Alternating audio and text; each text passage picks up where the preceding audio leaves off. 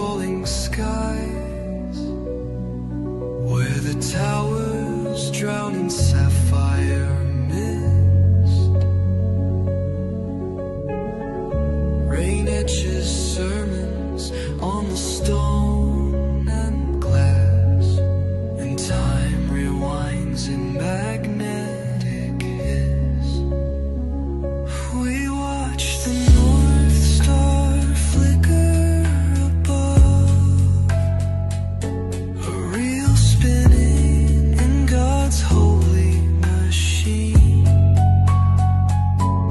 Angels with lights and celestial gloves, framing each breath behind the screen.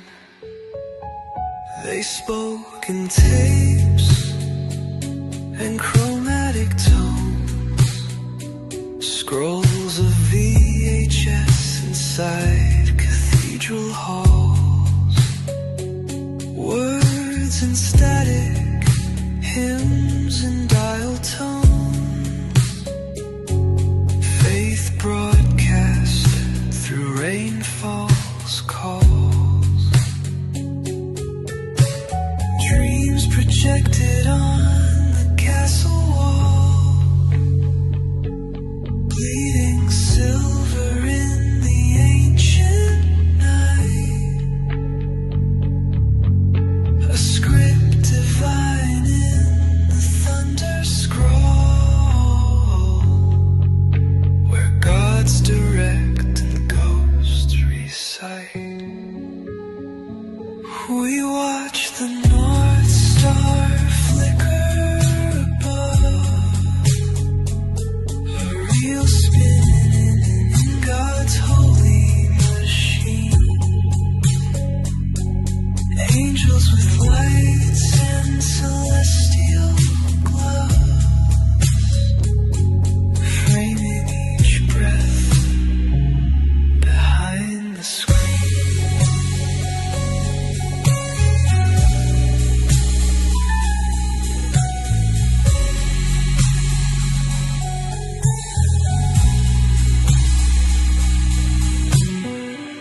And when the moon became a lens of fate, we prayed in fuzz, not candlelight. Each frame a prayer, the reels create in God's cinema of endless night. We watch the North Star flicker above, a reel spinning in God's holy machine. Angels with lights and celestial glows, framing each breath behind the stream.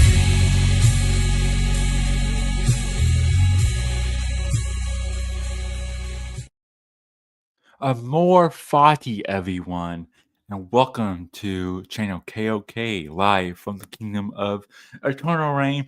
I am your co-host, King, with my co-host, The Branch, and today we are bringing you a Thanksgiving Eve special. It is going to be a film discussion, and normally I will do my Kingdom reviews, and that's it. We won't have another video on that same film. This is a exception. We're going to be talking about Guillermo del Toro's 2025 film Frankenstein, and it's going to be a discussion. If you want my formal Kingdom reviews, that's already up on the channel. It's the latest Kingdom reviews. Just search Kingdom Reviews Frankenstein or Guillermo del Toro's Frankenstein 2025. It's up there. You can just hear me rant on for over an hour about it. It was such a interesting film. thought it would be a fun conversation with the branch, and we're just gonna talk it out. And I have some lingering thoughts about it, and so we're just gonna have a conversation about Frankenstein and primordial symbolism, Antichrist, AI, Golem stuff, wherever the weave takes us. So thank you all for tuning in. More Foddy, of course, and welcome, Branch. It's a pleasure to be here. Thank you for coasting Uh-huh. this evening. And yeah, it's an interesting topic, and I feel like it relates a lot to the Golem film, and I think we even mentioned the similarities. When we discussed the Golem, how one inspired the other, and so with that in mind, when I was watching this, I was really well, not really surprised, but I did find that those elements were kind of preserved, like the similarities in the two. So I think it'll be a lot of fun to discuss that on the coattails of the Golem, their Golem, if you will. Yeah, of course. Yeah, another episode of ours that we should promote here at the beginning is, like Brent said, we did have a Golem Halloween special where we watched the 1915 silent film Der Golem, or The Golem, and discussed its origins and how it inspired Mary Shelley to write the modern Prometheus, which is the original title for Frankenstein. And so you can also watch that. This is kind of the third installment of that trilogy of my review, our Golem video, and now our discussion on Frankenstein. So you can watch all three of those videos together and let us know your thoughts on not just this film, but the Frankenstein lore and the Golem myth and AI and even homunculi and leprechauns and Pinocchio, or even just what's your thoughts on Del Toro. So without any further ado, let's get started here. And first of all, since we all know my opinion on the film, if you've seen my solo review, before we get into kind of the meat and potatoes, the nitty gritty of this conversation, I want to know just maybe your kind of overall thoughts on Del Toro's Frankenstein branch. I know I kind of painted your perspective a little bit because I kept on ranting and raving about it, which I normally don't like trying, because I like trying to see people's own perspectives. I don't want to hear them regurgitate my own perspectives, from it. But I was just so enjoyous. I wanted to kind of tell you enough to encourage you to watch the film, and now you have. And so kind of would be interesting to start maybe with your own kind of overall thoughts. Well, it's a little bit of a mixed review, actually. I feel like the first part of the movie should have been cut out, and it should have started with him as a little child, living with his mom and everything. Victor, that is.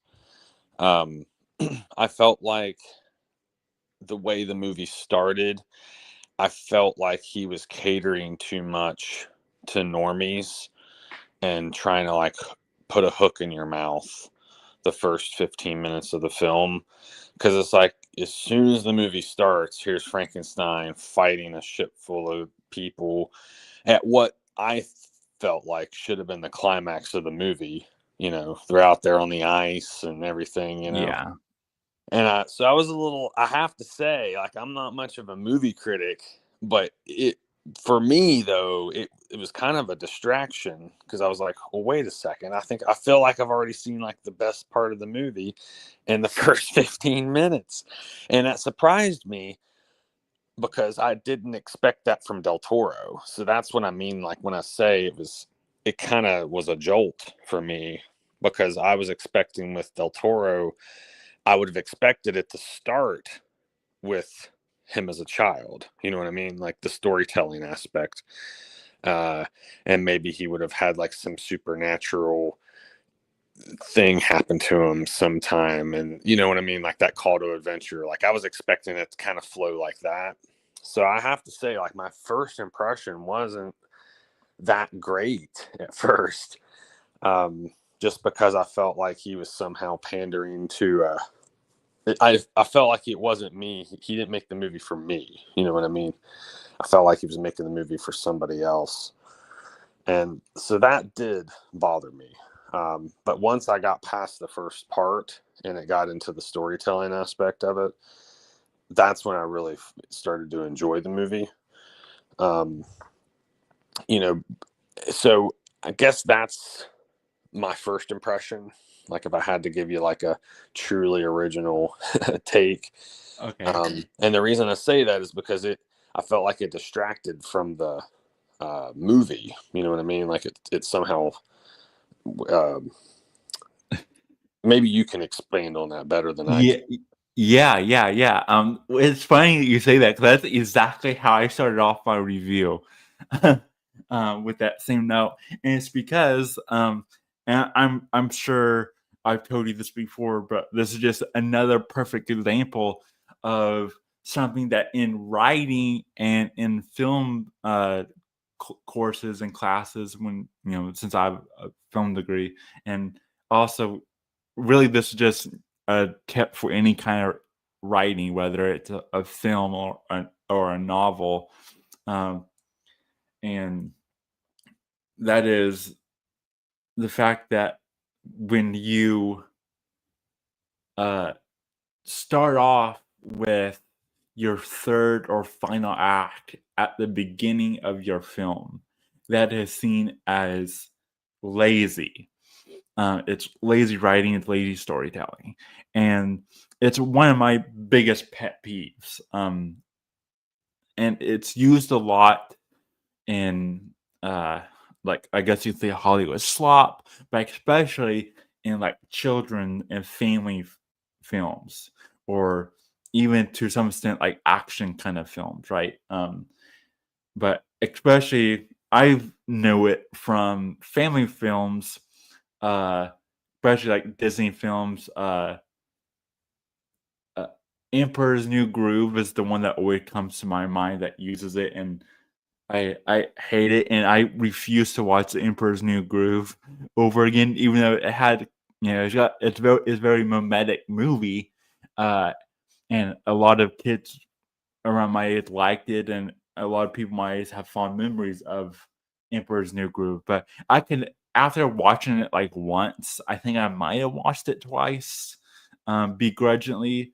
But I didn't really like the beginning, and I could never articulate it until I got older and learned this, and what that movie does, what Frankenstein does. It takes its final or third act and moves it to the front.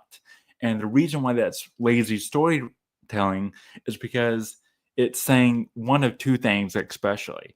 And one is that it's saying it doesn't have faith in its own storytelling to be interesting enough for you to want to start off somewhere and build it up to the excitement.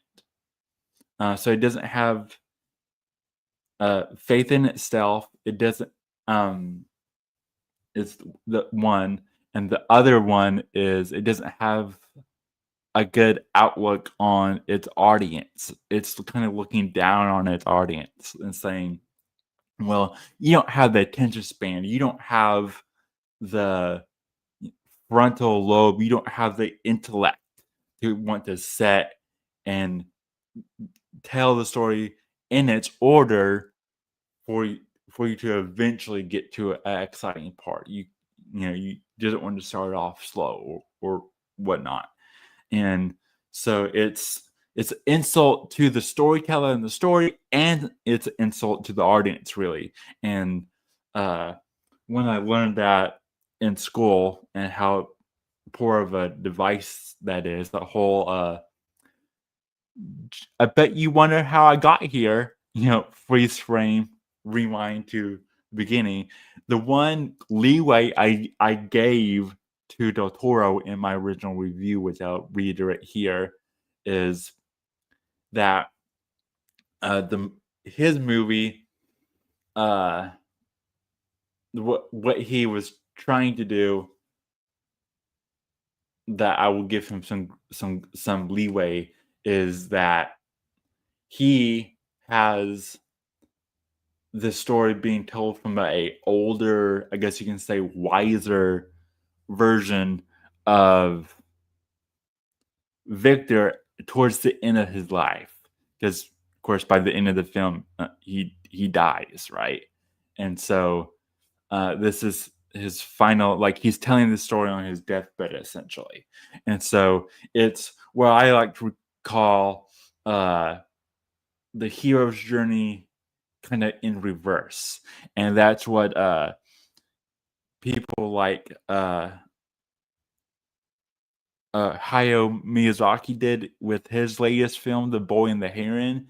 It's the hero's journey, but it's the hero's journey being told from an old wise man, towards the end of his days. And so it's kind of reflecting on not just the hero's journey in the actual film, but it was like Hayao Miyazaki, like, he's the old man now. And so The Boy and the Heron was supposed to be his magnum opus that he's been wanting to make for years, and it incorporates all the aspects of everything he's learned as a storyteller and a filmmaker in his life in one film. So it's like not just this little boy's hero's journey being told kind of in a reverse fashion at the end of his life, but it's also Hayao Miyazaki kind of reflecting back on his life and his hero's journey as a storyteller and as an artist.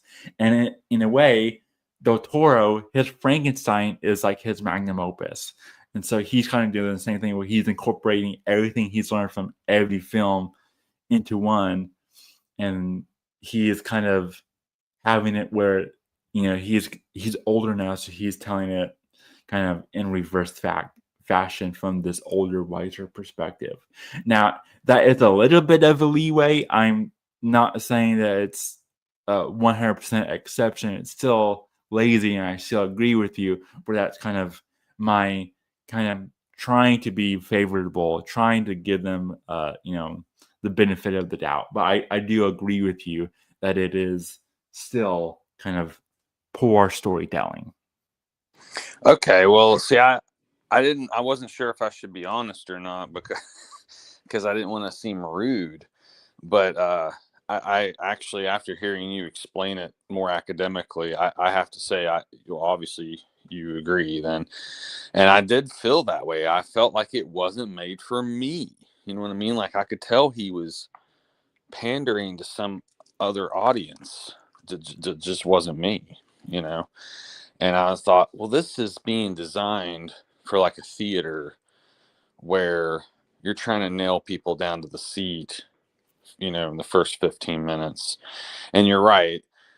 It's like the moment Frankenstein fell through the ice is when it would have done a freeze frame and played that little jingle and been like, how did I end up here?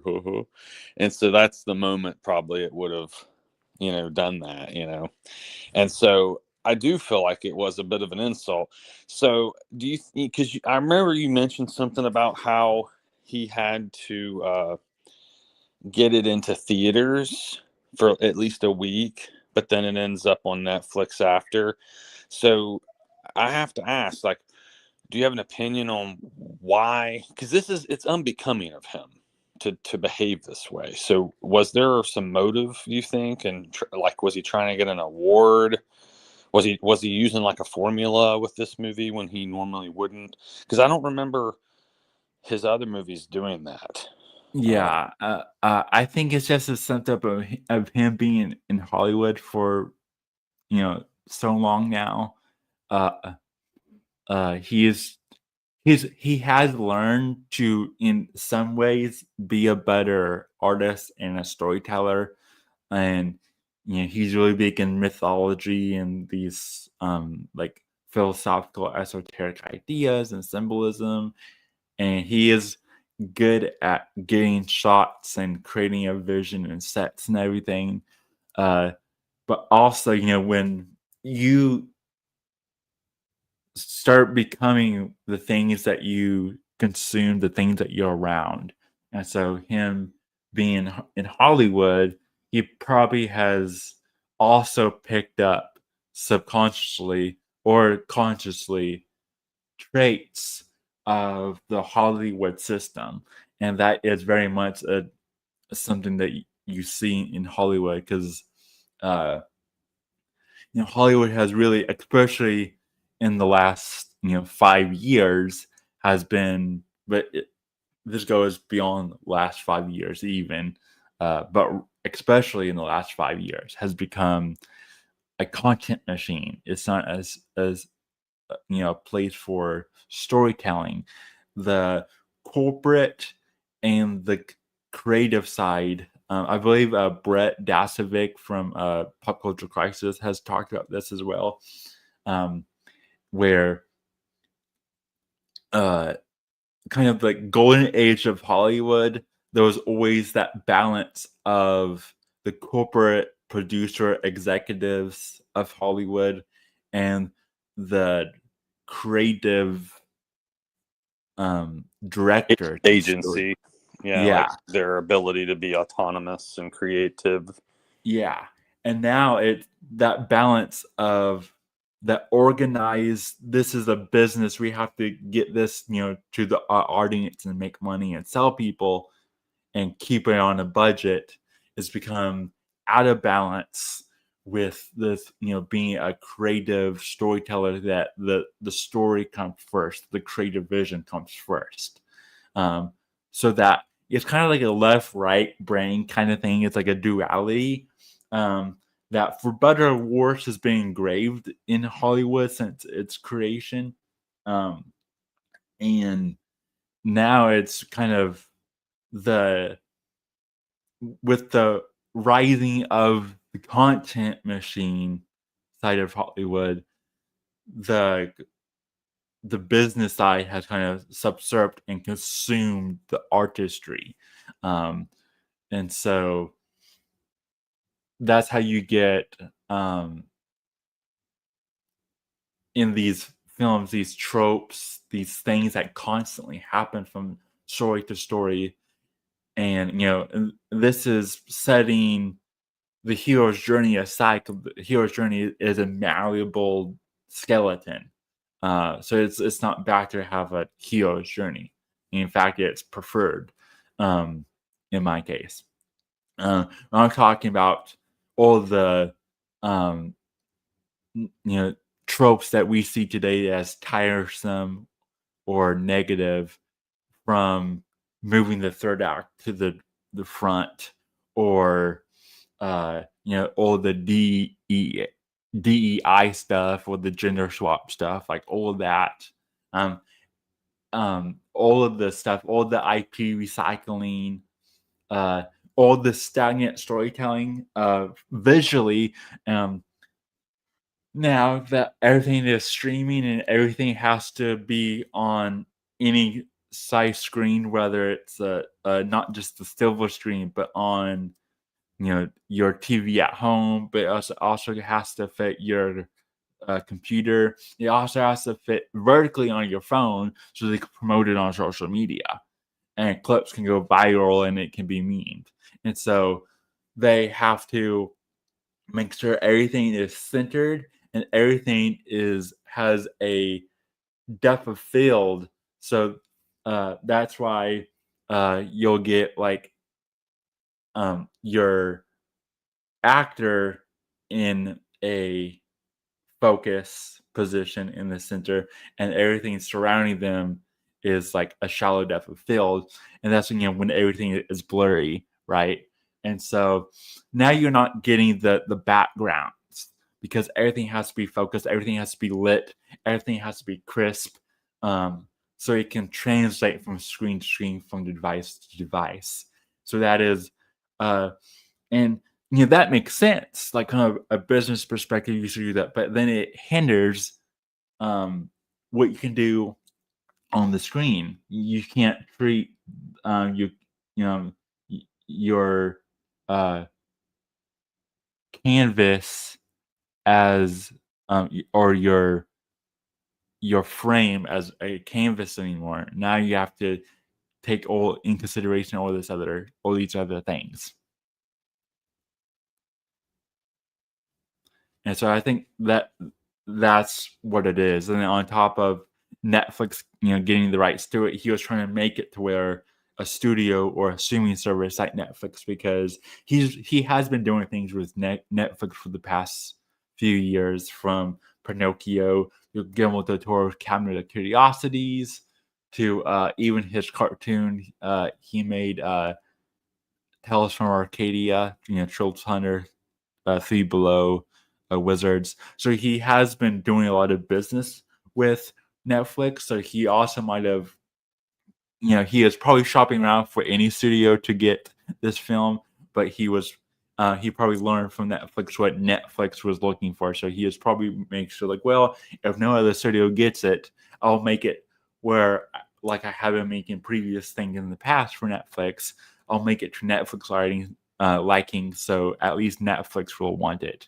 And then Netflix, they also like academic academy slob, cinephile slob, and so they look for that. And to get into the theater award circuit, a film has to be in theater for like a week to 10 days, something like that.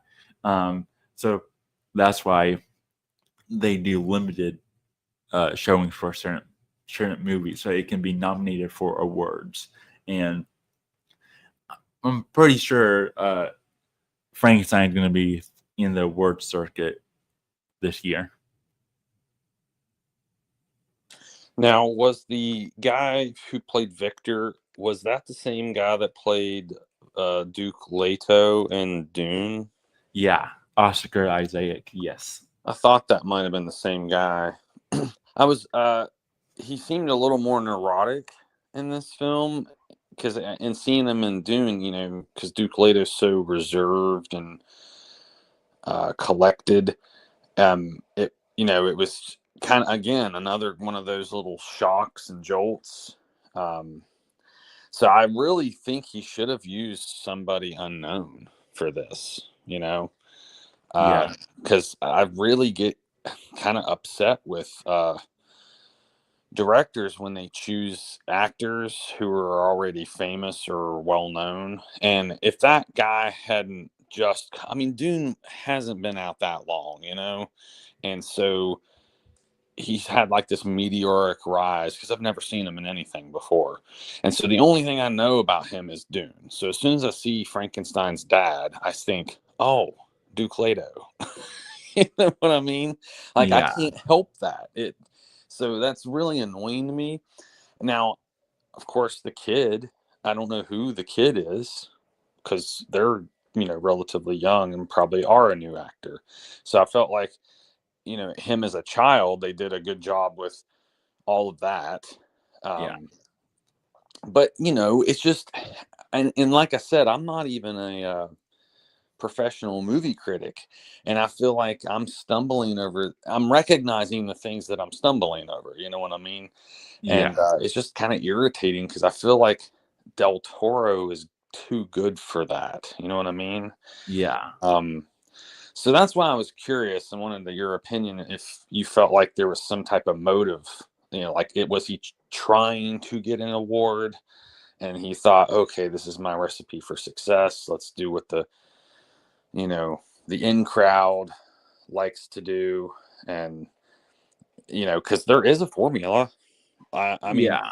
we were kind of making fun of the fact that because my original intention was to watch this in theaters, right? Because you Yeah. even said this was made for theaters at one point. I was like, okay, I'm gonna go to the theater and watch it. Well, it was never in theaters because where I live, it's a small theater. They only show one movie at a time. And for 2 or 3 weeks, it's been black phone. And I'm like, okay, stupid B movie horror kind of thing, Yeah. Even if it's good, it's obviously not going to be that good of a movie. And I've never even been able to watch it just because it had other competition. And then of course you said I think it was only for a week, right? Yeah. Yeah. So, I was kind of irritated because here he makes a film that is for theaters, but then it's only in theaters for a week. So there's just things about them. I know I've been kind of negative, but I took a theater appreciation course in college many years ago, and one of the things that always stuck with me was how a storyteller needed to get out of the way. You know what I mean? Like, to tell a story, you can't do things that break the spell, or the storytelling suffers.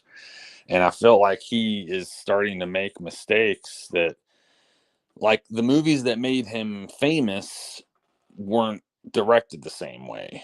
You know what I mean? Yeah. So I feel like this is in a different class of cinema. That's beneath him, actually. I feel like he could have made a much better movie. So that would have been my critiques, because I can't think of anybody else. Oh yeah, he did also put that. And the other mistake was using that guy from Inglorious Bastards. Very good actor. But every time I see him, I think of that Nazi SS officer. You know what I mean? Oh, Hans. Yeah. It's like he's so typecast at this point. Like, I felt like that was another distraction, even though that's an actor I'm very fond of, but in that movie, you know what I mean? So I felt like he could have saved himself some money by hiring some fresh talent, people that were just trying to make their mark, and Yeah. really skirted around that easy to avoid distraction. Instead, now I got how many people in that theater when they seen that movie, how many people thought of Inglorious Bastards or Dune? It's like, well, I shouldn't be thinking about that while you're watching Frankenstein. You know what I mean? So that would be my critique from, like, the peanut gallery perspective, is like, my armchair cinema critic perspective would just be like, I feel like he committed to it. It almost has the feel that he wasn't really hands-on with this film, but he was at the same time, because, like, you told me you watched a behind the scenes thing where he was actually making the animatronics and stuff, and Oh, so yeah. seems like he was really involved. So maybe he was just so involved with other aspects of the film that that some parts suffered. Maybe I wonder if that could be the case. Yeah. Possibly. Yeah. There is a 45-minute documentary that he released on Netflix that has kind of all the behind the scenes stuff And over. be honest. How interesting was that compared to the movie? Were you I thought, more interested in that? honestly, I was probably more interested in that. And I was more like, he's been doing interviews promoting it.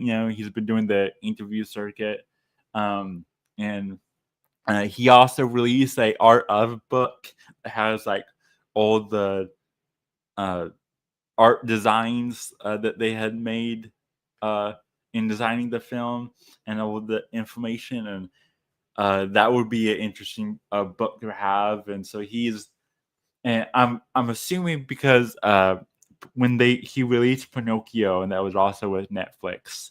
Netflix doesn't normally do physical releases, but Del Toro is a physical media um, advocator, and so he got Netflix to team up with Criterion, which is like a cinephile film archive company that puts older and independent film on DVD and Blu-ray and everything. And he got Netflix to team up with Criterion to release Pinocchio on a 2-disc set with a bunch of bonus features with a booklet and all this stuff. And I actually have it. So I'm hoping that he does the same thing where he gets a company like Criterion to work with Netflix to release like a physical release of Frankenstein with a bunch more bonus features and maybe like a commentary track. We almost did a commentary track for Frankenstein. We was trying to figure out a way to watch it off screen and record this video. And so yeah, I guess we would have been making a commentary track of sorts. So yeah, all the You kind mean of a Frankenstein stream? Because after all, Frankenstein. we theorized on how we were going to do it. And we're like, maybe we can do it by running it on 2 different devices each. So we're going to have like 4 devices recording once. And, so in a way it was kind of fitting to try and do that with Frankenstein. Because in the movie, and see, this is something I wasn't aware of in the story, wasn't he assembling the body of Frankenstein from various other body parts? Like Yes. it wasn't all one body, yeah?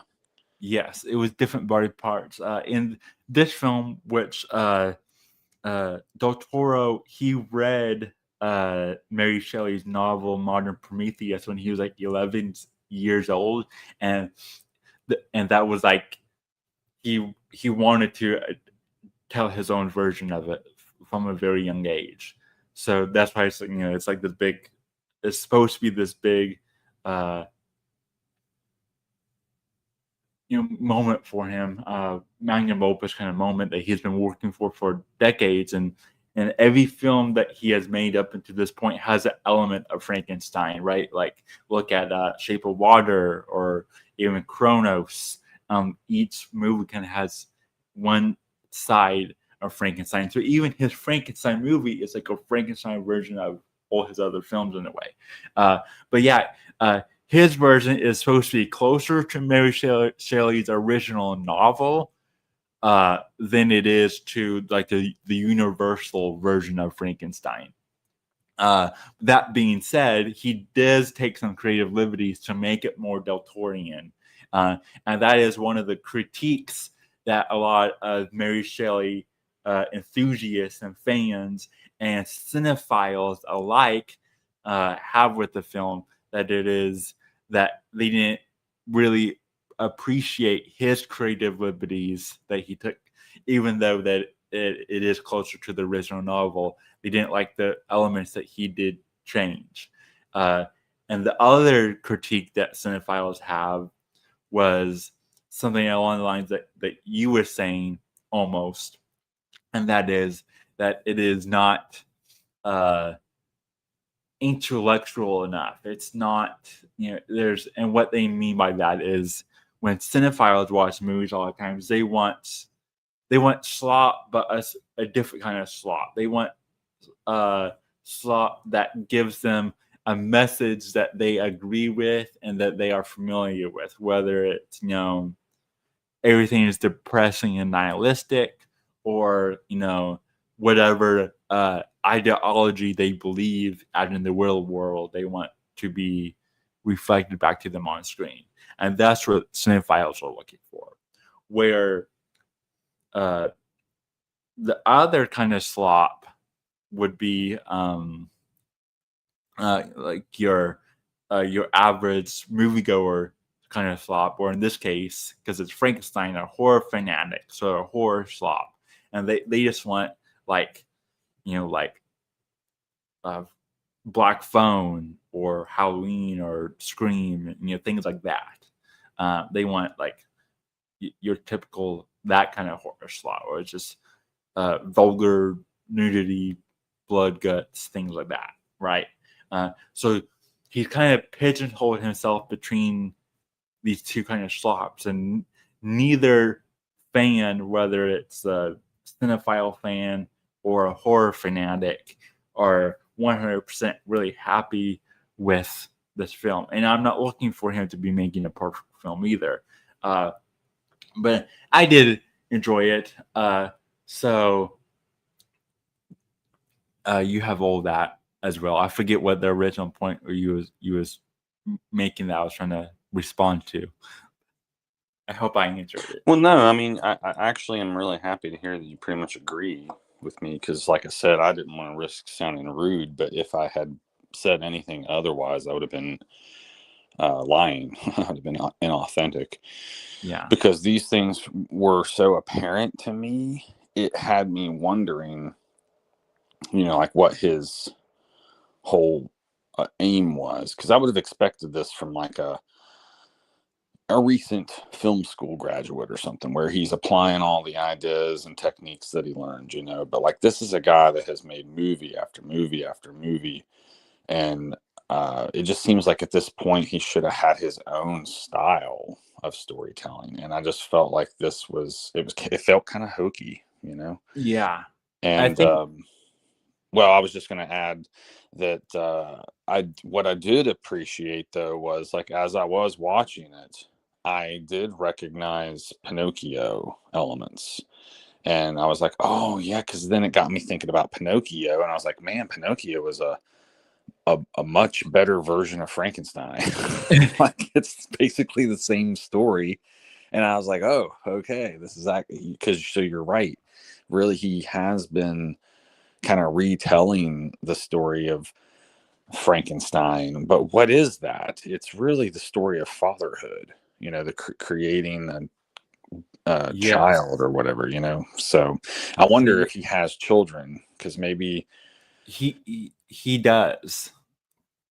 So I'd wonder if maybe that's been a persistent theme for that reason. Like, maybe these certain stories speak to him because of that relationship the creator has to his creation, So that I can appreciate those little glimmers right there, but I almost wonder if that stuff's just like accidental and unique to my experience watching the movie, when he could have really capitalized and made that the focus, and I wanted to add one more thing. And the reason I'm glad you told me the point too about him sticking to the book maybe more, because I wasn't necessarily aware of that. And why I say that is because, again, why I appreciate the storytelling once it starts with him as a boy is because it demonstrates his relationship with his mother is very close. Dad's very cold, mean, just, not a nice person. And mom dies before dad, I think, right? Yeah. And I think when mom dies, he, really wants to conquer death. And so I feel like this is where we start to gain an understanding of where his motivation comes from, where Victor's motivation to, I think they even talk about his name, Victor, meaning victory, where his desire to be victorious over death comes from. And it's rooted in the loss of his mother, because she was the only real emotional connection he had, and I think that's important to highlight, because he was himself kind of detached from reality in a way. And one other thing that bothered me is, I think that I don't know if this was intentional or not, but I liked, even though the most recent Dune's not my favorite Dune by any means, I actually don't like it either. That was the only other movie review we've done where I gave a scathing review. Well, I incidentally. also don't like Dune, so you're Yeah, okay. right. We're tag team the bullying the anyway. Yeah. But anyway, I would just say that I think like this character, he did a good job making me not like him. And in Dune, they do a good job. Or let me say the actor rather. I'll give the actor credit for this. In Dune, he does a good job of making you like him, and he's a father figure. So here we got maybe the two archetypal types of fathers.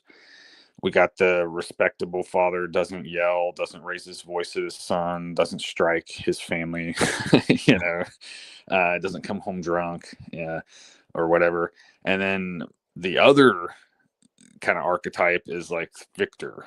He doesn't have a wife and child, and so instead he has to create his own child, and one that he spurns, and he kills it even, actually. Right? So like he's like very irresponsible type of father that doesn't even deserve to be a father. And so I think those two characters, actually, if we're going to compare the two father figures, would you agree that there's a stark contrast there between his father figure in Dune versus the father figure in Frankenstein? It's like a very sterile fatherhood achieved through science and intellect. It's unnatural. It's got like a transgressive kind of quality to it as well. And not to mention, Frankenstein's monster is immortal, right? So it's like the child that never dies, and so it's that his sin haunts him even, and it will outlive him, perhaps even. Anyway, sorry I meandered on so much, but I was just it kind of invoked some of those thoughts about the father archetype.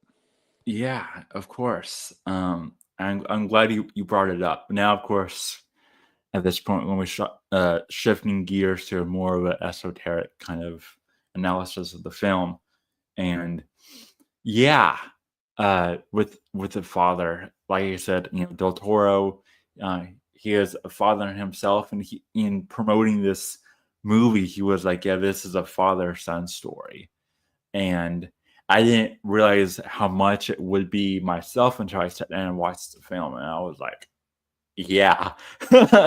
And it makes sense, and I like that you brought up the actor's name was Oscar Isaac, who played Victor, the older version of Victor, the one we see to the majority of the film, and Leto in Dune. And he is a popular Hollywood actor. He's done many things. One of the things that I thought was funny, we talked about like spiritual typecasting.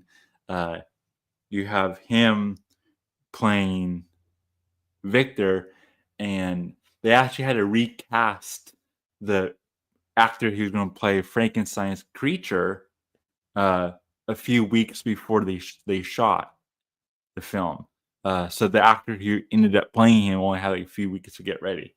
And the original actor they had before the one that ended up in the movie was Andrew Garfield, who played a version of Spider-Man. And Oscar Isaac, who played Victor, has played Spider-Man 2099. He has also played Mysterio in the live-action Spider-Man movies. So they were, again, just like in Dune, there was like this weird like Spider-Man father, Uncle Ben kind of thing going on, or at least almost happened in Frankenstein. The actor they ended up getting to play the creature is a younger guy. He is most notably, so far, he played Elvis in Sofia Coppola's movie Presley, which was based on Priscilla. I mean, the movie was called Priscilla, which was based on Priscilla's novel Elvis and Me. And so he played Elvis in that movie, and we had talked about him on a previous video here on I believe a King of Branch episode when we talked about Lilo and Stitch, because that actor, when he played Elvis in Priscilla, he in an interview he said he had never heard of Elvis before until he watched Lilo and Stitch as a kid. And now here he is playing another iconic figure. He's playing Frankenstein. And so, he's here. And there's been critiques that he looked too much like a Hollywood like Vogue model, like an underwear like model for like Calvin Klein or something like that. That he looked too good. And I understand that criticism, but that was kind of what Del Toro was going for. So to go back to answer your question really quick about this whole father dynamic, yes, I would say that Leto is more of a version of a healthier father who is in his masculine, who is in his king archetype. He's also in his warrior archetype because he's protecting his home, his land that he owns, and he also has the lover because he's got his family, his wife, and everything. He's also got the I don't know if I think maybe possibly if Leto was lacking any of the archetypes, it might have been magician, which is the spiritual side of the masculine.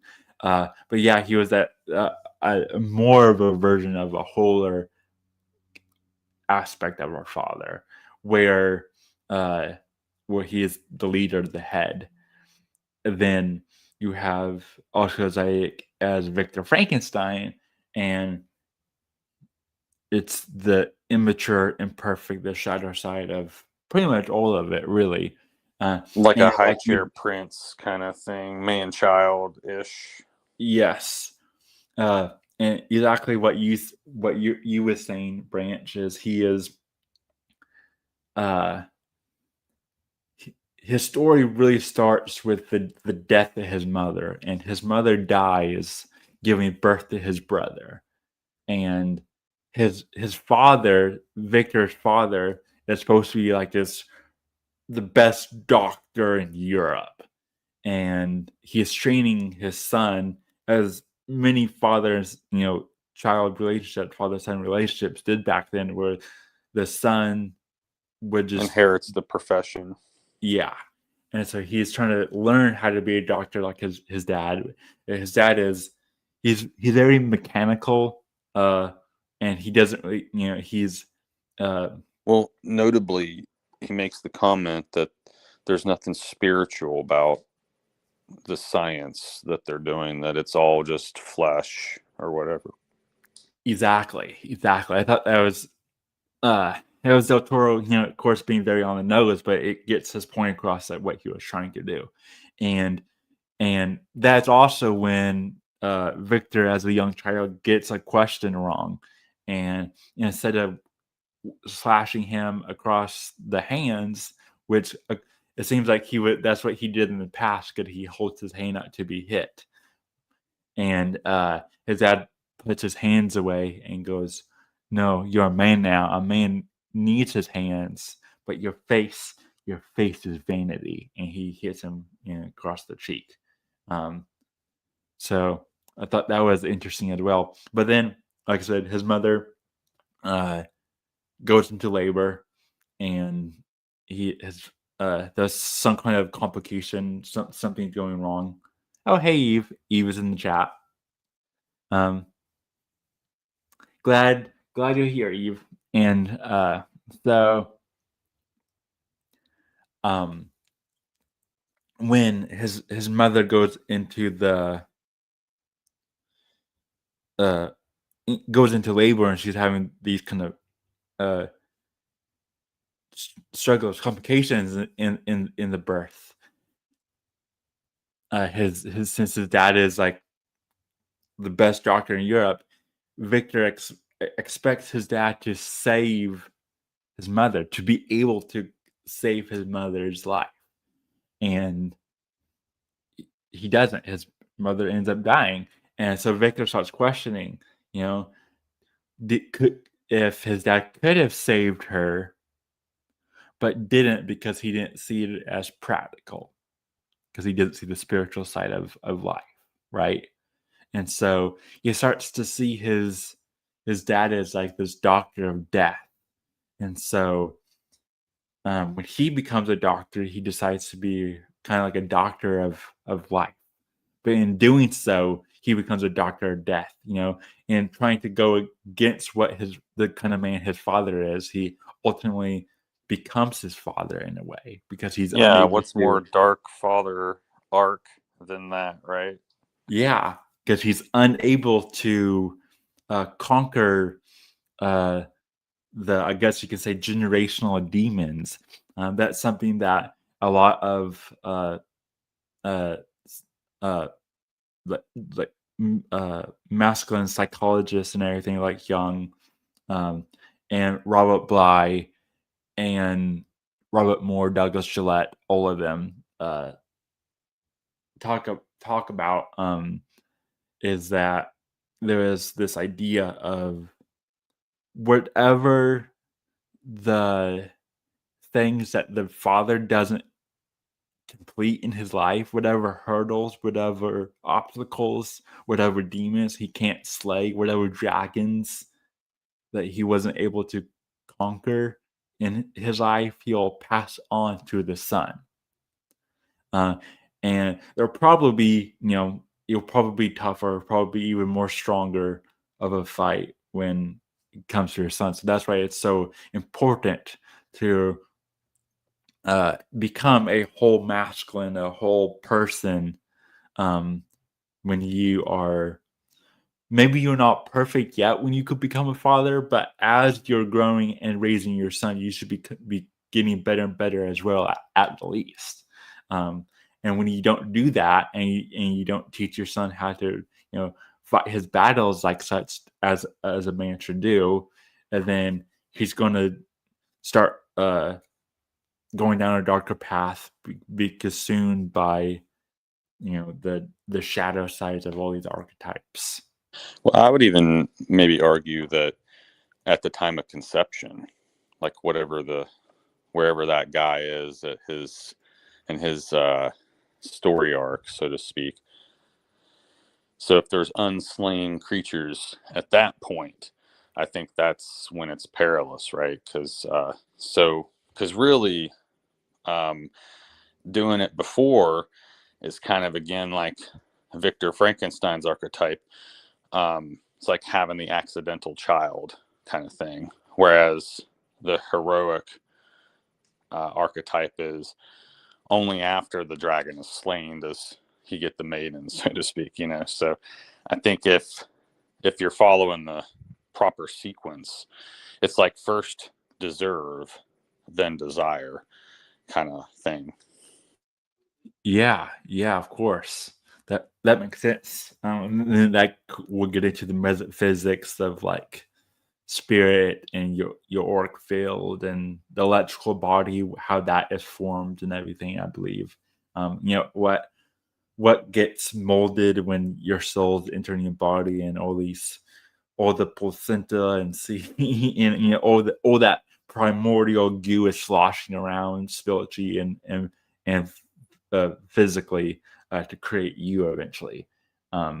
So Well, and I think also it might take sperm 21 days to reach full maturity. And so there's that aspect too, like,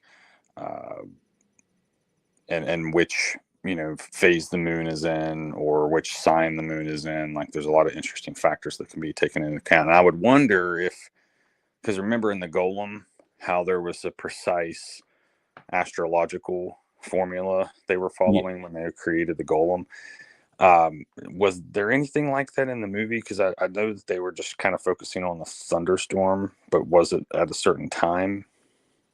well, you could go back even further. Go back to the prologue with the men on the ship. what was they doing? They was going to the North Pole. They was trying to go to Hyperborea. They was which really happened. I believe this film is set during the Napoleon age. I believe I could be wrong, but I think it's around the time of Napoleon. And that expedition to the north really did happen, but historically they all died on the way there, which doesn't happen. They end up surviving in the movie Frankenstein. But isn't that kind of how the Dracula story goes too? Aren't they transporting his coffin full of dirt from Transylvania on a ship? And he, there's like the vampire gets out or whatever. Seems like that's almost a kind of a trope with. I believe one version of Frankenstein, yeah. Or not Frankenstein, Dracula. I mean, I believe that's one version of Dracula that has that. Yeah. But I saw the ship being stuck in the ice, and these group of men going to the North Pole as like polar symbolism. So to answer your question, I guess we could go when the creature was created and the lightning and everything. We could go off of that, but because the story starts and ends in this Arctic, and the story is being told in this Arctic, and there's what Del Toro was doing with that was he was paralleling the men's physical journey to the North Pole, and it most likely ending their lives. He was paralleling their physical journey to Victor's life journey, his spiritual, his hero journey, and how that's why at the end of the movie when Victor dies and you see his last breath being taken, and he forgives his creature and his creature forgives him, and they have their moment. And the captain of the ship, who's been listening to their story this entire time, lets the creature go after hearing the story. And in return, the creature pushes the ship out of the ice. And at the beginning of the film, in the prologue, at the beginning, the men are trying to tell the captain, please let us go home. Please let us turn around and go home. Let's not go to the North Pole anymore. This is dangerous. We're going to die. And the captain's like, we got to go. We have to do it. This is our mission as men. We have to go to the North Pole. And then by the end of it, after hearing the story of Victor's determination and the disaster of the creature, when he lets the creature go, he also tells his men, let's just go home. Let's not go to the North Pole. Let's not die on this mission. Let's just go back to our home and our wives and our children.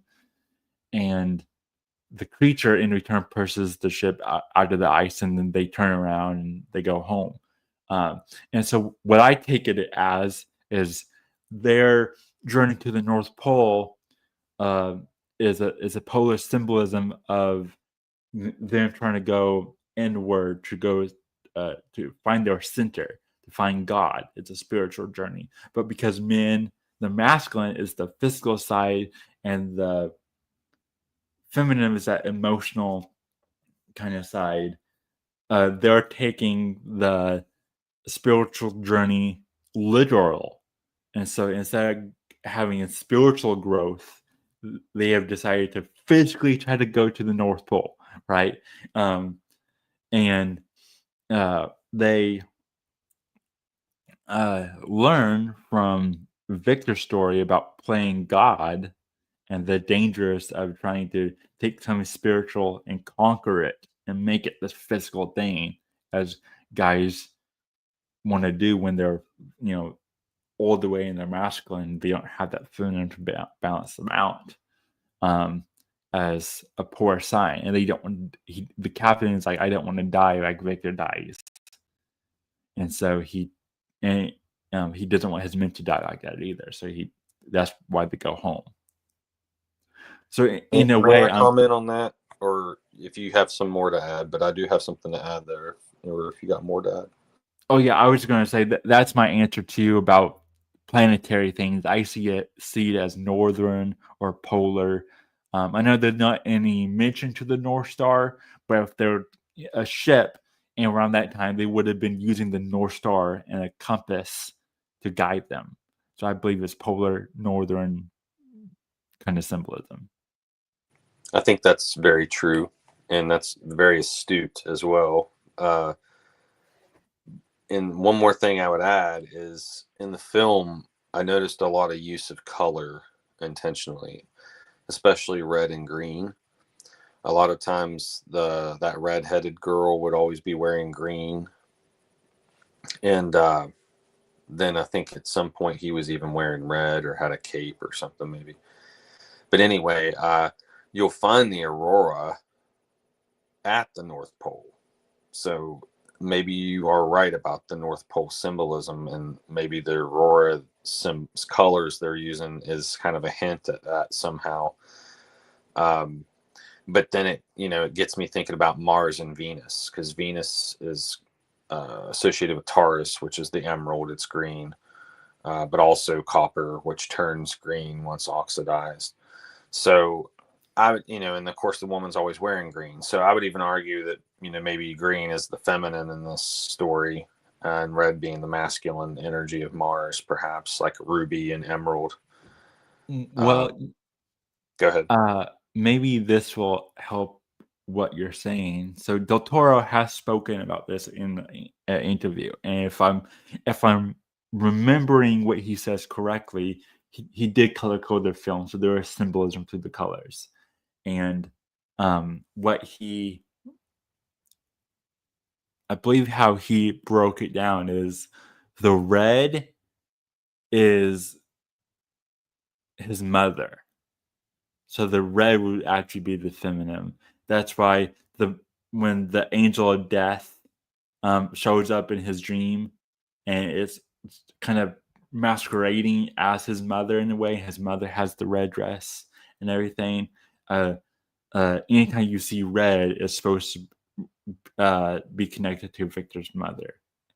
Well, go ahead and expand on that, because you mentioned that in one of our private conversations about how something about the mother and the angel was a male, but mother was female, and it had like this weird hermaphroditic thing. So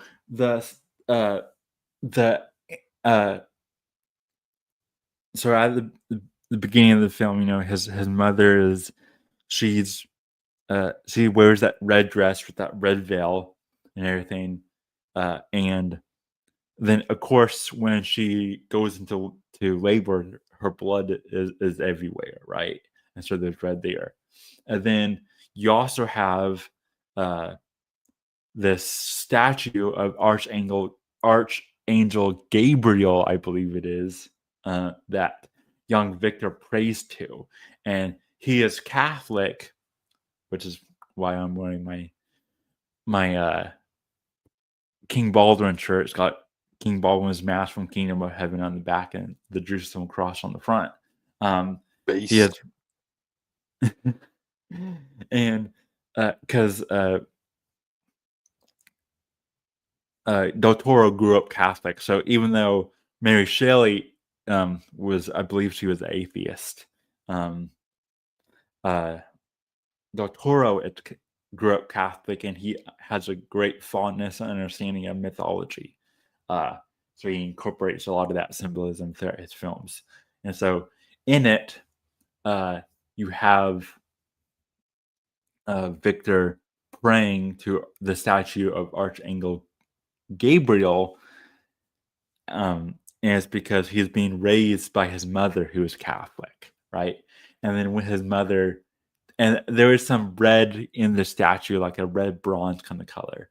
And then there was also like a fireplace, so it's like the whole hue of that scene is like red and like candlelight, right? And so you have all that red, and then after his mother dies, he starts getting dreams and visions this angel of death, and that's the name that Del Toro has given it. Which Del Toro has used the angel of death motif in Pinocchio and Hellboy 2, the Golden Army. It's usually represented as a seraphim, the angel with the eyes on it, I believe, in his past films. But this film, he ties in the statue of Archangel Gabriel, which is interesting. But when he sees the angel of death in his dreams and his vision, Victor, it's not quite Archangel Gabriel, even though it's kind of trying to look like that statue. It's also in that red dress that his mother wore, and it has a red mask on. And when it removes the red mask, it's like a red skeleton. It's kind of melting away in like fire, and which connects back to the red ghost in Crimson Peak, in his movie Crimson Peak. So you have that, and so a lot of that redness was supposed to be tied to his mother. So I guess you could say the one feminine aspect in Victor's life. And notice that the creature gets his kind of emotional rebirth after Victor burns his house down, and the creature escapes and goes out to the woods and goes on this huge journey and starts emotion maturing. That happens after he escapes the fire, right, of the burning building. Well, thanks for expanding on that a little bit. I would even wonder maybe if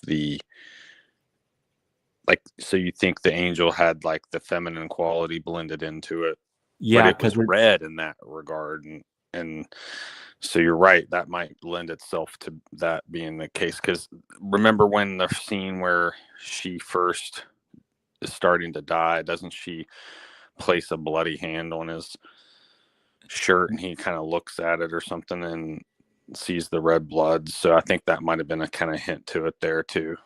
Yeah, of course. They was playing cards, I believe, when she goes into labor or whatever. But yeah, and like a red queen aspect. Yes, exactly. And then even in her coffin, there was the red outlining of the like cushion or whatever inside it was. And then you have the redness in when in his lab when he's creating the creature and the tendons and everything. To go on with the colors, though, I believe Del Toro went on to say that blue and gold was supposed to represent Victor's father and Victor.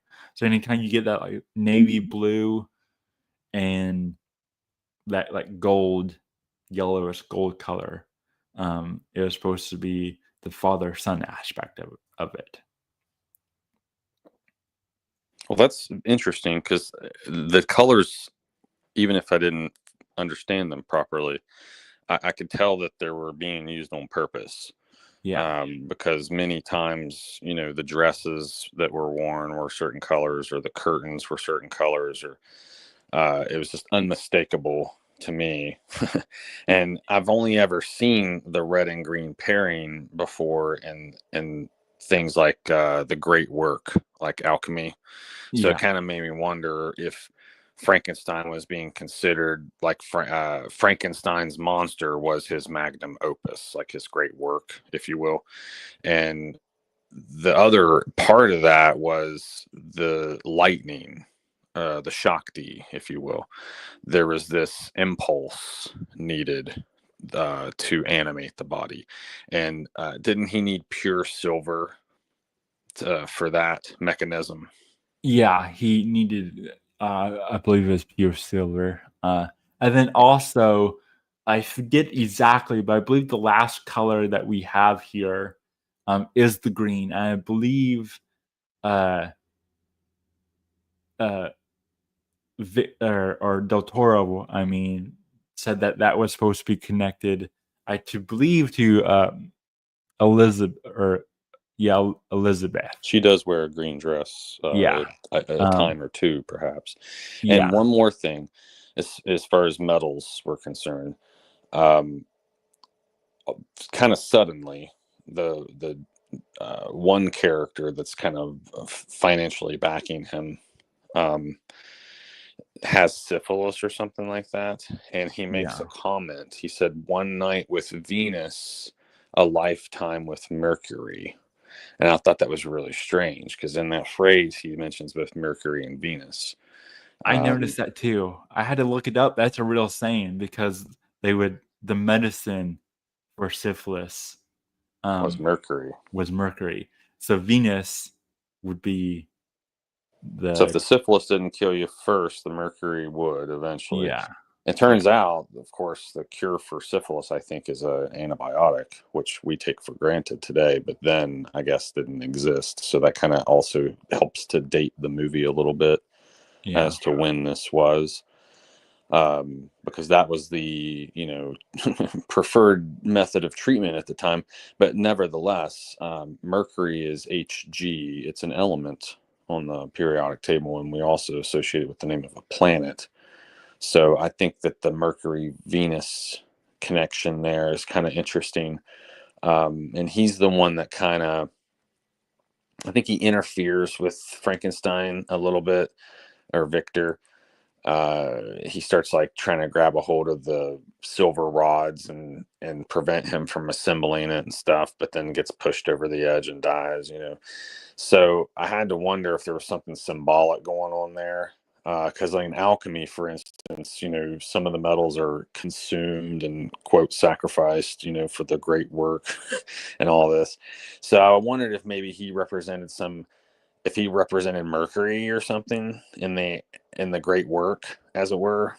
But anyway, that was just some of the things that jumped out at me, and that I've really appreciated those things because for me it redeemed the movie a little bit, where I was kind of annoyed with other aspects of it. Like there was little things like that were in there. I was like, oh, okay. So it made me want to pay attention more, Yeah.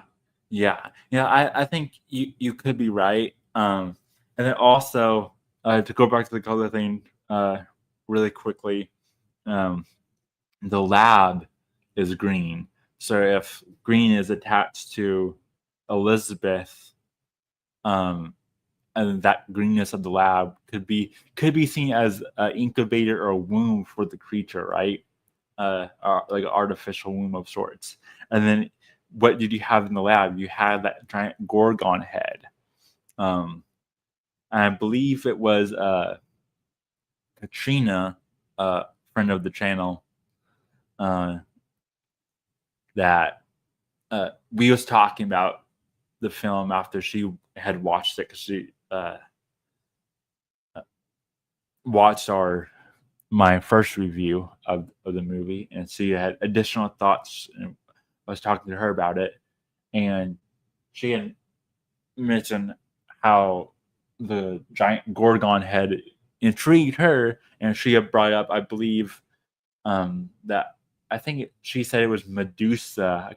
I could be misquoting her, but I believe she said it was Medusa out of her three sisters was the immortal one. So if the giant gorgon head is in the lab is supposed to represent some kind of womb for the creature being birthed, and that would mean it's probably the gorgon's womb, since the gorgon's face is so prominent in the lab.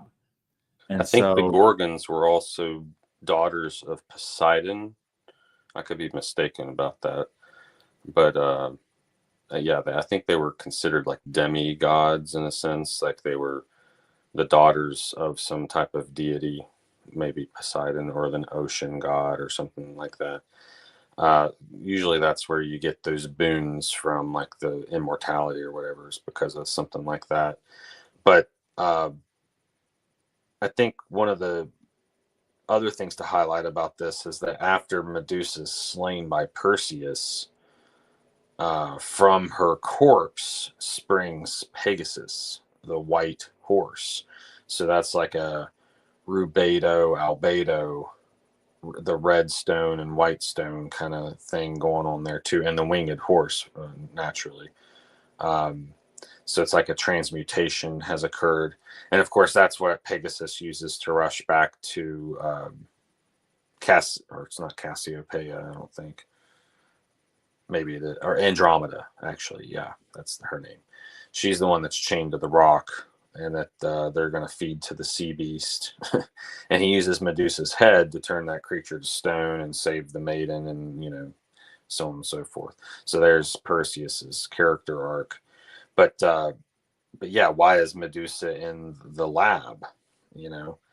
And I think that's a really interesting addition, because it's not real overt. Like, I can't think of a real solid connection to why you would use the Gorgon, except to maybe reference the transmutation arc, because she's a serpentine creature that turns people to stone with her gaze, right? So again, we're kind of referencing the stone here. So maybe it's like the alchemical philosopher's stone, in a sense, maybe stone to flesh kind of thing. But anyway, maybe.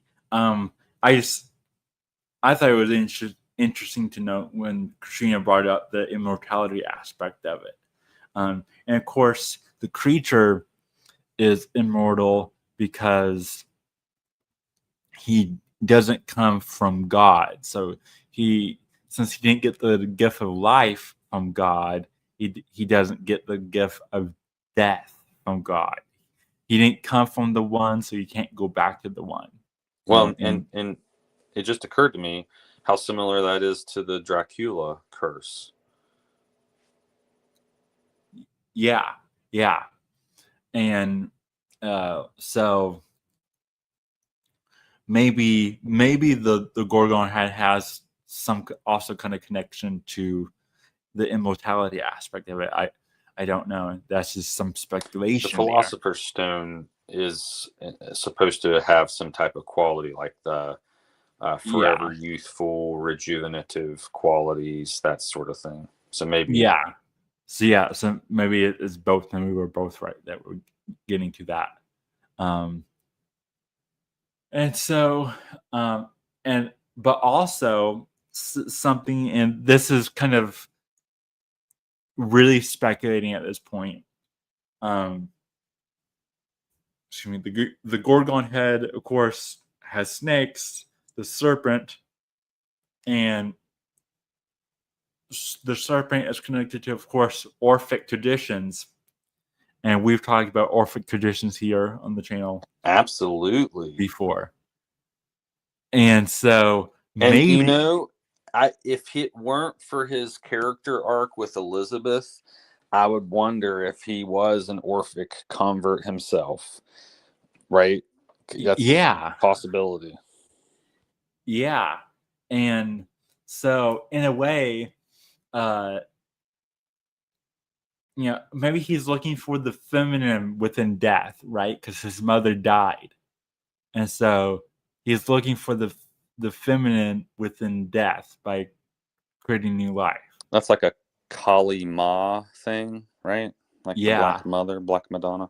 And so maybe instead of Eurydice, maybe it's just generically the masculine is searching for the feminine within in death, in a broad sense.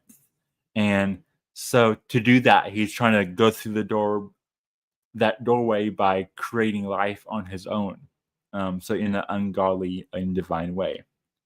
And so he's taken the spiritual teachings and message into the literal physical material side of things. So he creates, this alchemical creation, which is Frankenstein's creature, and then in doing so, he's also kind of bringing back knowledge from the dead by creating life. and that goes back to how he wanted to become a doctor of life over a doctor of death and go the opposite way of his father. But in doing so, he becomes his father, right? And so there might be this like Orphic tradition in here somewhere as well. Again, that's being very speculative. Well, Gorgons had a serpentine. They were snakes on the bottom, kind of like the Starbucks logo chick, which is Melusina, and from lore perspective. So the bottom half was like thought to be able to traverse the chthonic realm or the caves and things like that, caves, waters. So the serpentine body was much better suited for things like that, whereas terrestrial men and women had the bipedal legs.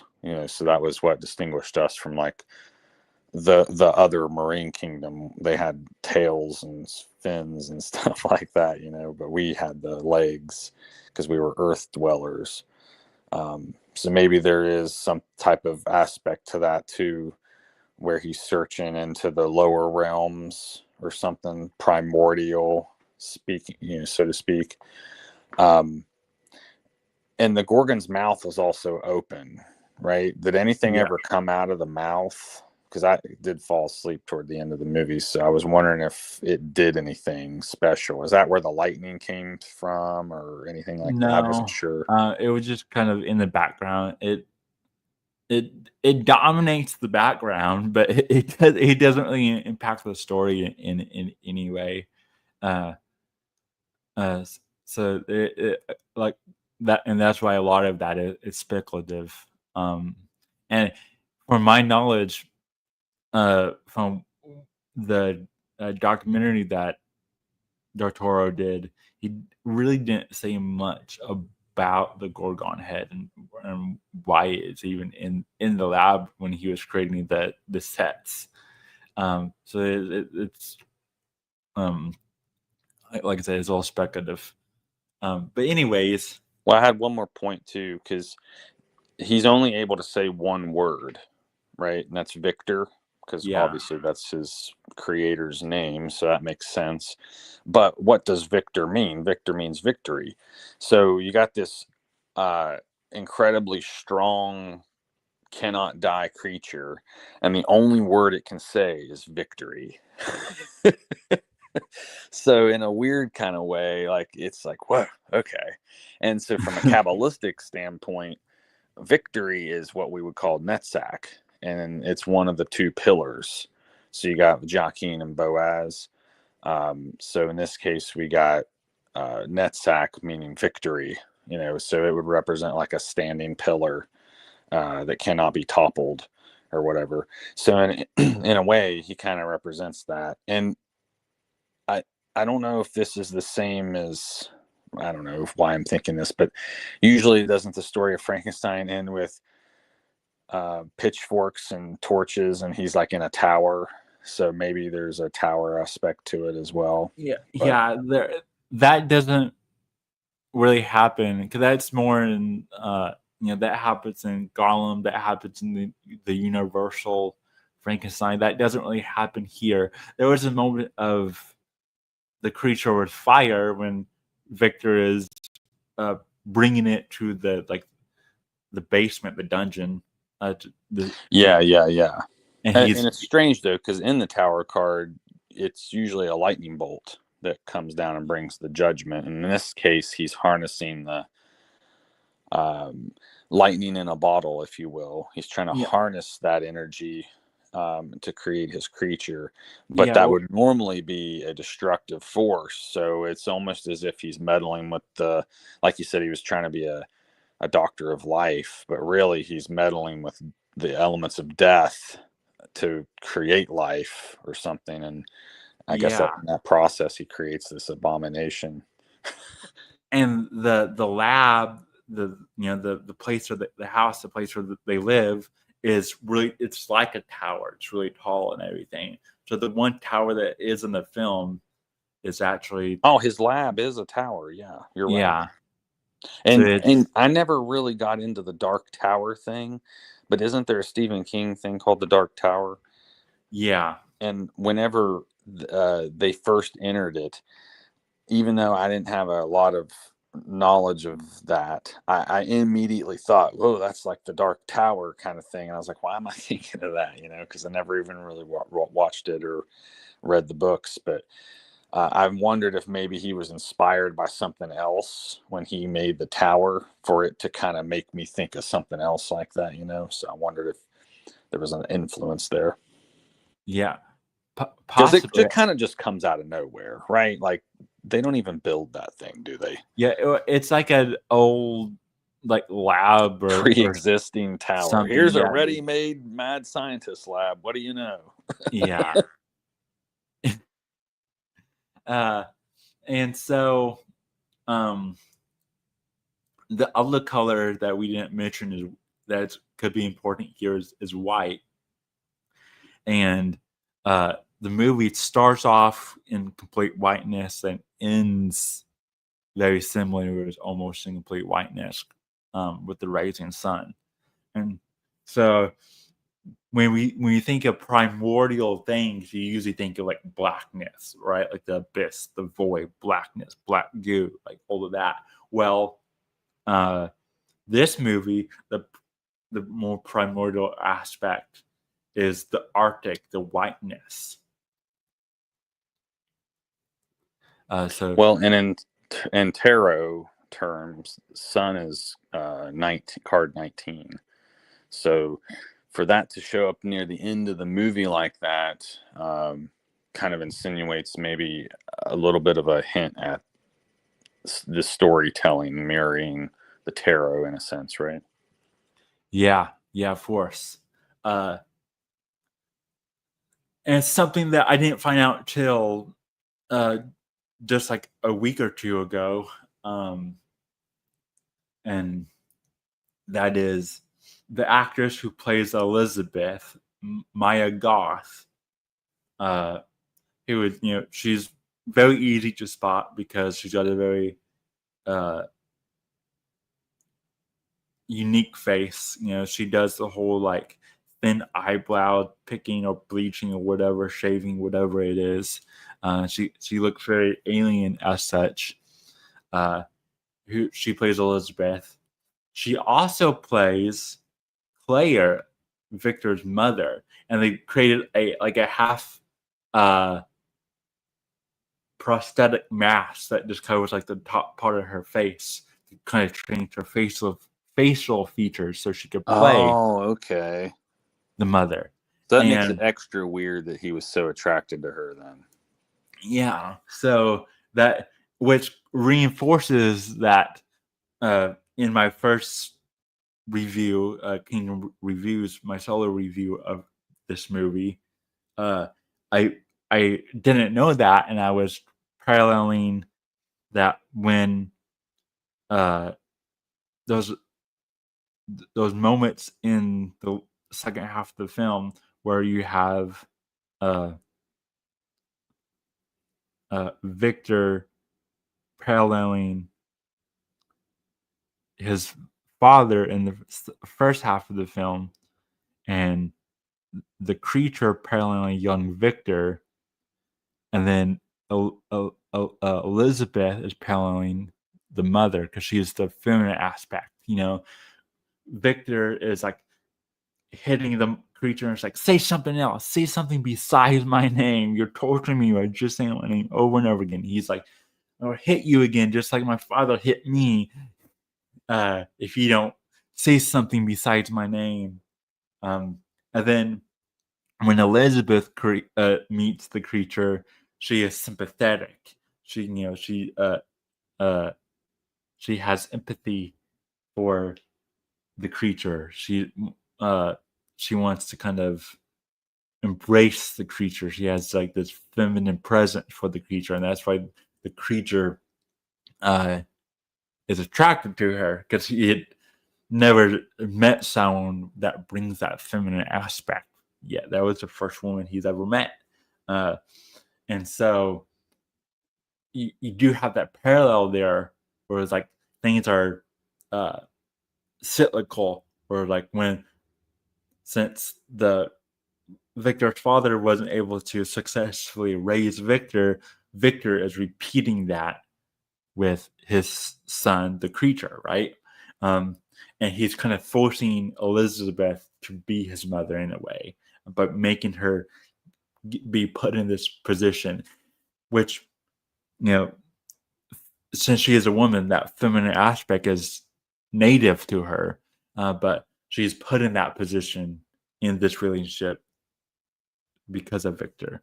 And ultimately, it ends up killing her, which is what happened in a way to Victor's mom when his mom was giving birth to Victor's brother. And Elizabeth in this movie is actually not Victor's wife, but Victor's brother's wife. And so you have that.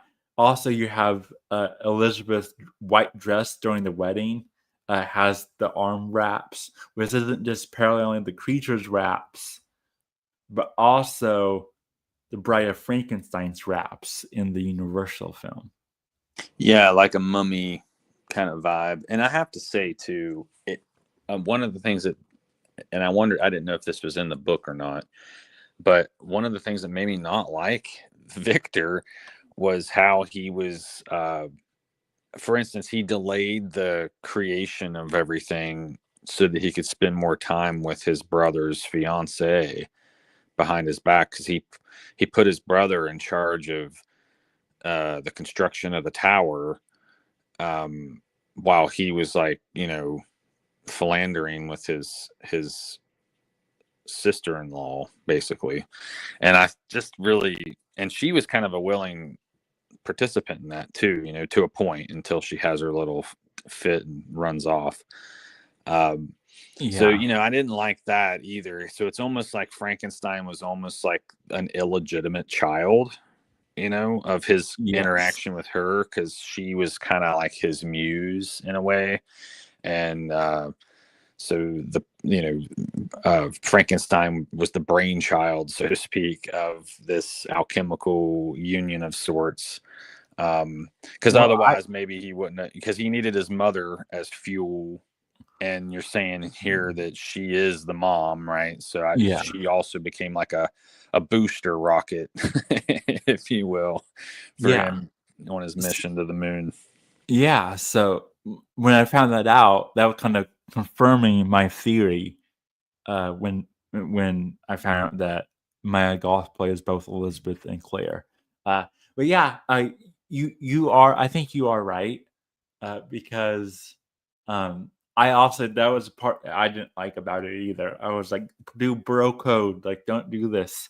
And so but I think like that was either. rooted in the fact that his brother killed his mom. So in a way, I feel like he probably always resented his brother or something like that, and his dad favored that son too, and was really nice to him.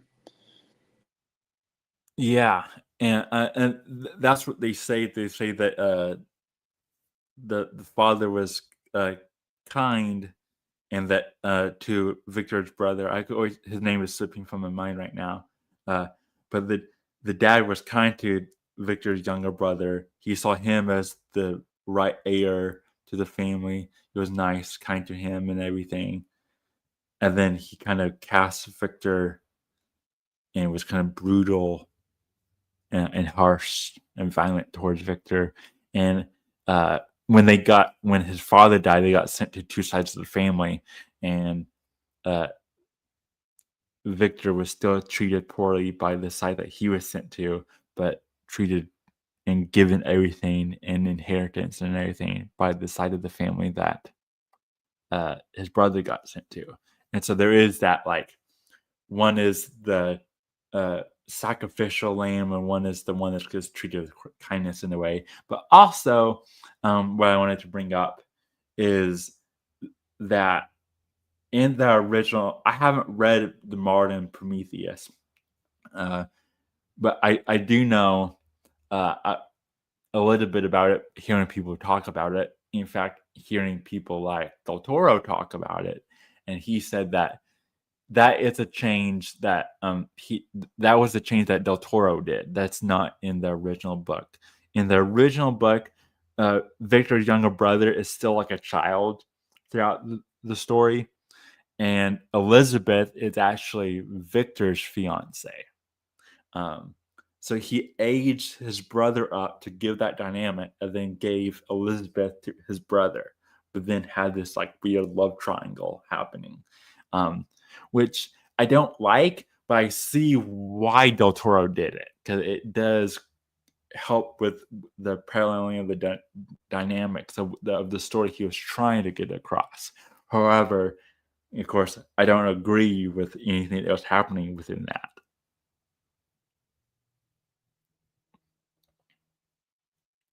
So there is that. So I guess that kind of answers your question there. Also, with the whole white thing, I don't know if you noticed, there was one thing I told you to keep an eye out when they were drinking out of cups. Notice it's milk. Oh, I didn't ever notice the milk actually. Yeah, in every scene, and when they're pouring it, when they're drinking out of cups, it's always milk. So is that maybe that's like mother's milk or something? Yeah, probably so, but I didn't actually catch that. Yeah. Wasn't his brother's name William, by the way? I believe so. It probably was William. So the monster can only say Victor originally, but then eventually he can say Elizabeth. So the meaning of the name Elizabeth, Beth means in Hebrew, Beth means house. So it's almost as if he's saying house of victory. Those are the only two words he can say. That's like the only phrase he can say. Kind of reminds me of in Game of Thrones, Hodor was named Hodor because that was the only word he could say. But really it meant hold the door. So in a weird kind of way, it's like Frankenstein's kind of like Hodor, except in this case, it's like House of Victory. That's the only thing you can say. Like household, family, victory. Yeah, that is interesting. And then something that I figure you would think is an interesting branch when I watched it is one of the reasons why I encouraged you to watch it yourself. Even though I believe you said you might have fallen asleep before this part. There was a moment where the creature is living with the old blind man, and the old blind man is nice to him because he can't see that he's physically this creature. He thinks he's just like a survivor of a war, those battles happening all across the land. Those I forget which war. I think it's one of the Napoleon wars.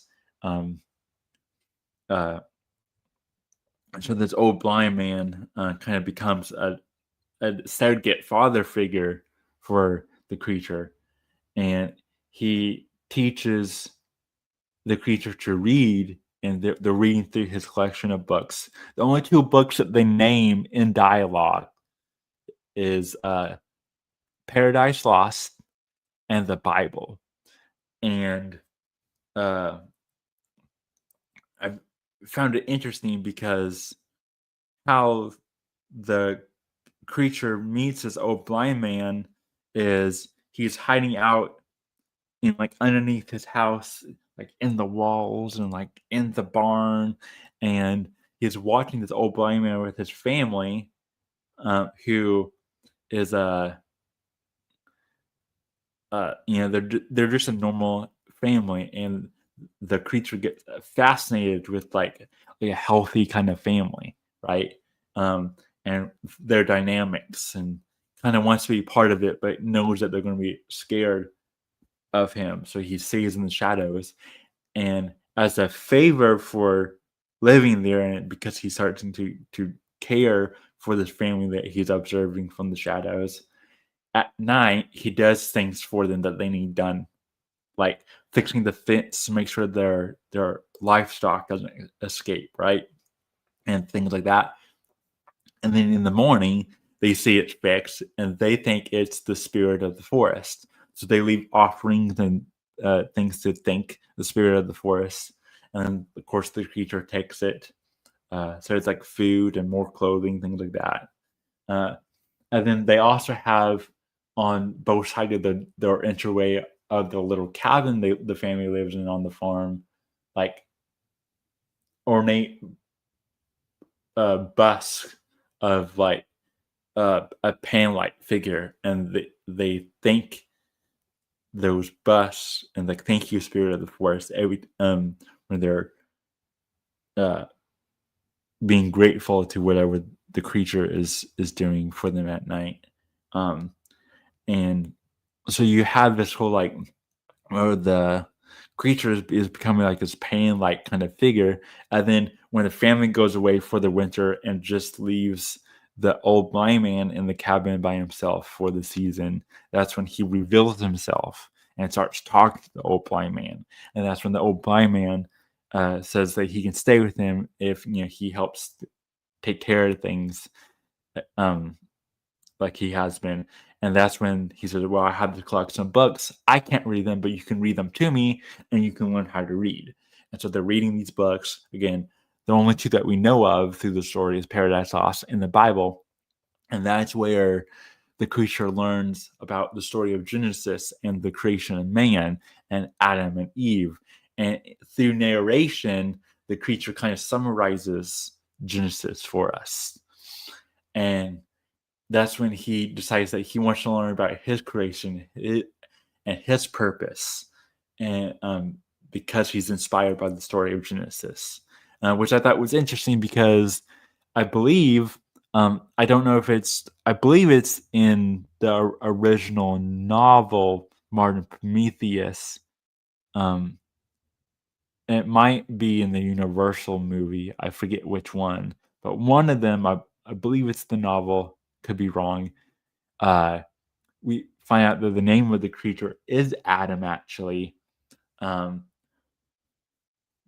in this version, Del Toro doesn't name the creature. It remains nameless and just referred to as the creature, where he does keep the name Adam in the story. He just actually puts the Bible and has the creature read it and be inspired by the story of Genesis and mention Adam and Eve. And that's why he goes back to the ruins of his of the lab and sees this like schematics and like all the diagrams and everything that Victor did to create him. And that's when he learns that he is not a creation of God, but a creation of man. So he's unholy, and so he didn't have that divine spark, that the breath of life. He doesn't have that connection, and so that's when he gets upset. He gets frustrated because he wants that connection, and that's when he seeks out Victor. He goes to find him, and he requests Victor either A, create a companion for him, or B,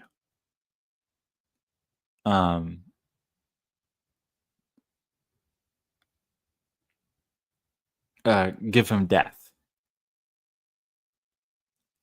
Do you have anything to say about this part, Brant? I know you didn't see it, but me explaining it to you, do you have any? Yeah. One thought I had about, you mentioned the book Prometheus something or other. I wondered, because that story involves Prometheus giving the gift of fire to humanity.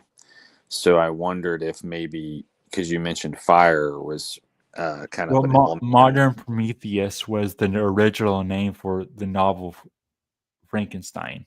Okay, so I wondered if maybe the element of fire that was used in the movie was kind of a hint at Prometheus's fire, as it were. Possibly, yeah.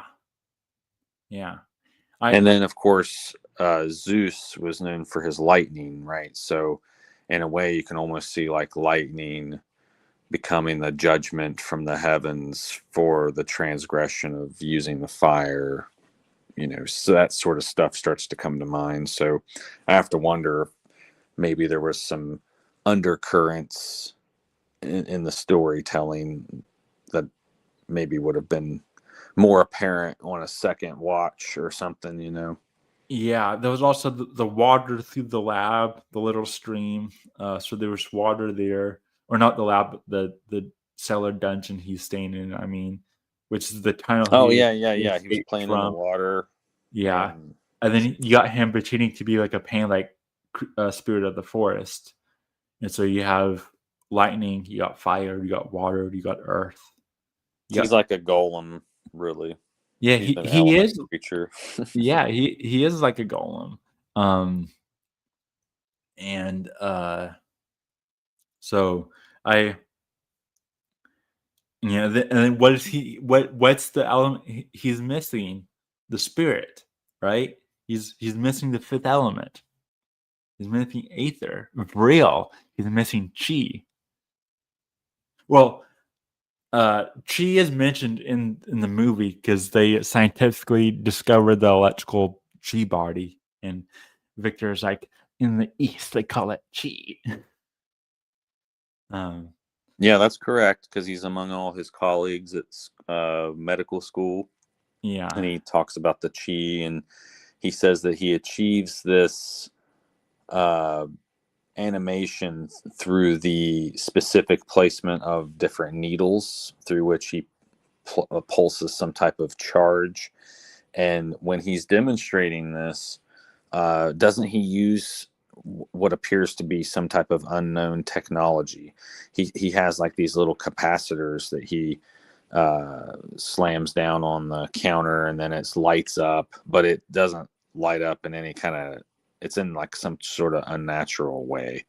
Yeah. It's not something that we're familiar with, right? It's like it really could be vril. yeah. It's like red. It's the red and green like little diary boxes. Yeah, it's like, well, what's that? But anyway, I he's assembling different parts of things together and then trying to animate it with this electrical energy, and then he has some type of an epiphany occur. I can't remember exactly how this occurs, but there's some type of an experience he has or something. It seemed like it was a mystical thing, maybe. But oh yes, the guy shows him a lymphatic system on display, and he has some type of an epiphany about how the lymphatic system was somehow the missing link, so to speak, for him to animate the body. And he realizes that he could, what he's trying to achieve, he could probably do by in a sense hijacking the lymphatic system. So he places the probes for the, when he plans to animate Frankenstein with a lightning bolt, he's planning to lay him down on a table with two probes entering into his back at specific locations, right? Kind of like a plug into a wall, if you will. Yeah.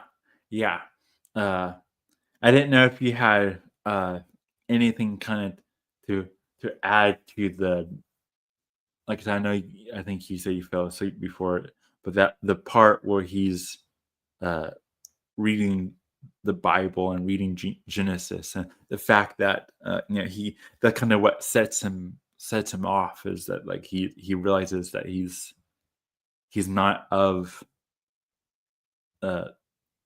God, he's of man, and that's when he's looking for his purpose that upsets him. So I didn't know if you had anything to add to that part specifically. I know in this kind of version of the story, there's when the creature is, he's not on the table like the universal version, he's propped up and it looks like a cross, and then the top part has like a metal like crown that almost looks like a with sun rays almost, and so he is like a corona. Yeah, so he is quite literally, he is kind of brought to life on a cross, And then he reads the Bible. He wants to find his purpose. He realizes that he's not of God, and that's why he didn't give the gift of life or death. And so he's this immortal, just monstrosity, and that's when he gets upset. And that is literally very Antichrist figure. So I didn't know if you have anything to add about all of that. Well, yeah, of course, he's reading Genesis more specifically, right? The creation stories is kind of what the focus is here. And so naturally, Adam comes to mind, which is the name of Frankenstein's monster, right? So we commonly refer to Frankenstein, but that was actually Victor's last name, right? And so I think that parallel kind of is preserved in this version of the story, because had that scene with him reading the Bible not been in there, that point could have been missed very easily or lost totally. But by including that, here we are kind of given a little bit of insight into the whole, oh, why was I made? Oh, this is like a creator and its relationship with its creation. So I think that it did serve the storytelling a little bit by including that part, and it kind of gave the monster an existential crisis, so man in general, I think, can kind of relate to this question of, well, why am I here? What is my purpose?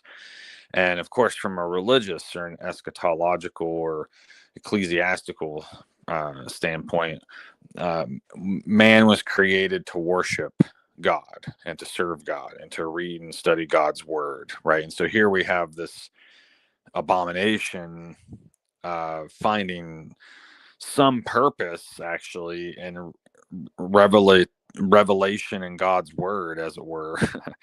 But realizing at the same time that it doesn't get to share in that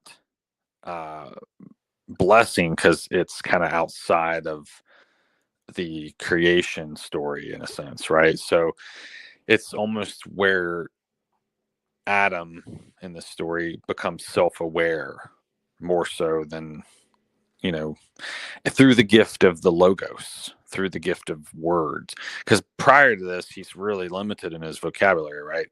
He might still experience things, mostly pain and fear, but as he gains understanding, he also gains vocabulary and speech and things like that. So I think there is a kind of a subtle connection there that's being hinted at, that he is, as he gains experience in the world, he becomes more astute. But as far as the Antichrist stuff is concerned, well, in this sense, a lot of times Christ is referred to as the second Adam, sent to redeem the human race back to its pre-Edenic state before the fall. So it's this kind of redemption story arc, if you will. And so if we kind of look at this Adam here, it's like, well, it's a third Adam in a sense, right? Because it's an attempt to recreate Adam, but we've already had a second Adam, so this is a third Adam. And so, yeah, I could see that element being there.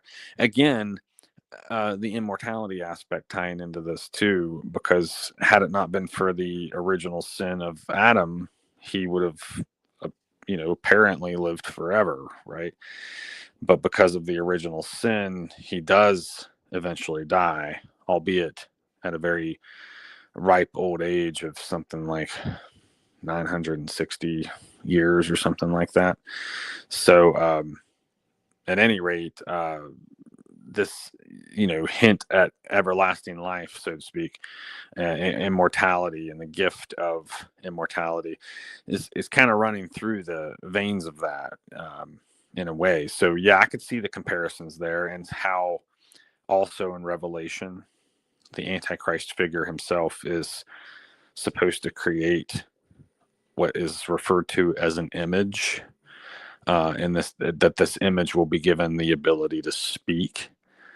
And of course, it blasphemes the Most High God, and declares itself God, and so on and so forth. So if you kind of imagine Frankenstein becoming like a celebrity, or excuse me, not Frankenstein, but Frankenstein's monster, in some parallel reality, he becomes like a political leader. Yeah, maybe in a few decades when he's Yeah, like, what should I do when he's wandering the earth? He'll run on the American First Party and choose Nick Fuentes as his vice president, and so that kind of does, like, I just kind of know I'm being funny here, but to answer your question about the Antichrist thing, it's like, well, yeah, that vibe is there because it's that unholy outside of the blueprints of creation kind of thing. There's something transgressive about creating this life that should not exist. And so I think that really is what the Antichrist is. It's an exaltation of the human intellect over God's wisdom. It's some act of rebellion, if you will. And so it's almost as if it invites God's wrath or God's judgment, because it's just one step too far over that, boundary, as it were. Because, of course, that was rumored to be the red line that we crossed in the flood story. It makes a reference to how all the DNA and all the flesh had all become corrupt on Earth. So even if it's just from like a woo-woo spiritual perspective, that everything's violent or has a tendency towards violence and has a taste for blood or whatever it might be, right? Okay, I can see that too. But I think also what was happening at that time was the mixture of creatures. We had all these different stories from Greek myth, for example, where they were mixtures of different animal kingdoms. And I think that was kind of part of the angels' transgression. Also, I know I brought this up to you before, but that's also how Atlantis fell, was because yeah. So it's like you start getting into that stuff, and it's like you're inviting God's fury, if you will. And so I think there's an element present there, like you suggested with the Antichrist kind of stuff. It's like this forbidden technology, forbidden science or magic, if you will, because without the proper understanding, science could appear as magic to the uninitiated, right? So I think that's kind of where we're at with that. It's like this guy wanted to be the best, wanted to conquer death, but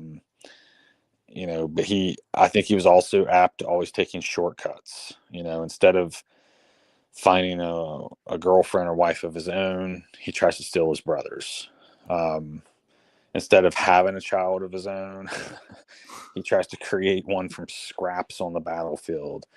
And that's another thing too. Like he was treating death with such a casual attitude as well. Like I didn't get the feeling that he was being very how morticians kind of have like a respect for the dead bodies and all this, Valar Morghulis, Game of Thrones kind of vibe, washing the dead bodies or so on and so forth.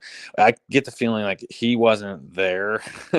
He was just like hacking limbs off with saws and sewing them together. And, he was truly a butcher in a way.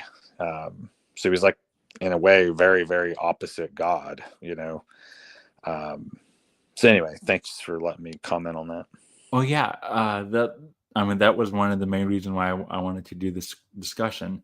But yeah, that all gets the whole Antichrist thing, ties us, back to AI and where we are with AI right now, and it's like genetic splicing and all that. And then we can also tie in how Frankenstein, modern Prometheus, Mary Shelley, was influenced by the Jewish folklore of the Golem, in which they created a golem to the Jewish copulasts created the golem. In their folklore, it goes that they created it to protect themselves from the quote anti-Semite, right? From these from like the Christians and everything, and their golem, after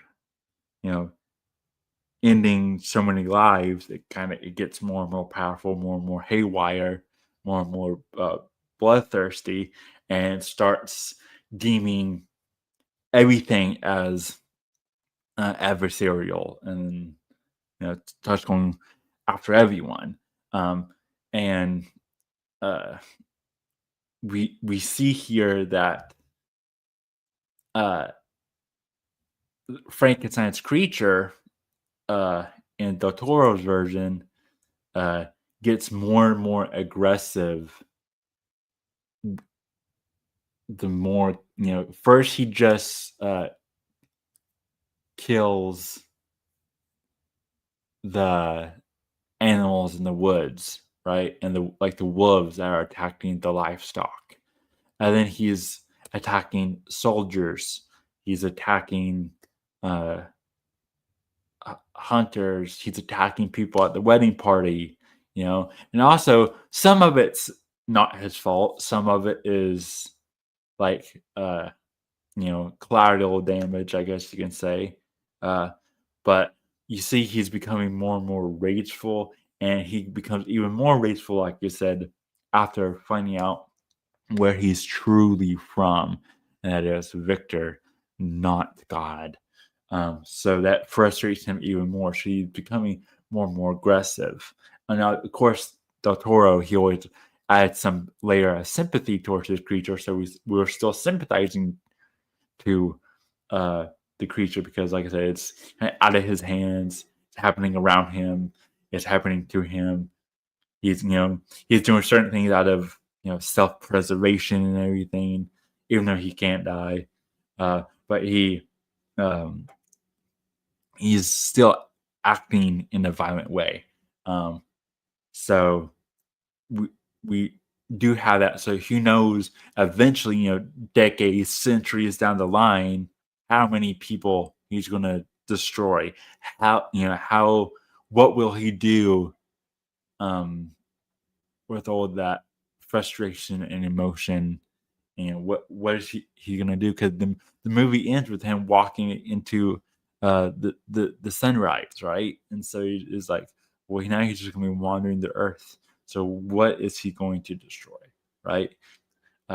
Because he will just be wandering, kind of looking for a surrogate purpose, almost. Well, and that's also how Orion's story ends for him. He falls into a thicket of brambles and thorns, loses his sight, which, you said there's a blind man in this story here with Frankenstein's monster. And then in order to restore his sight, he then has to walk into the setting sun or something like that. I'm not real sure. And so, yeah, that could be a possible parallel there. Yeah. Also, the blind man. That archetype's the blind mentor or the blind prophet. So, yeah, you do have that, who is very much like the hermit, kind of in the tarot and everything. So you do have all of that. So I do find it find all of that interesting. We're just over the 2-hour mark, so I think we should be winding down in this discussion. The other thing that I found that was interesting, though, to kind of end this off here, is in that documentary that Del Toro did.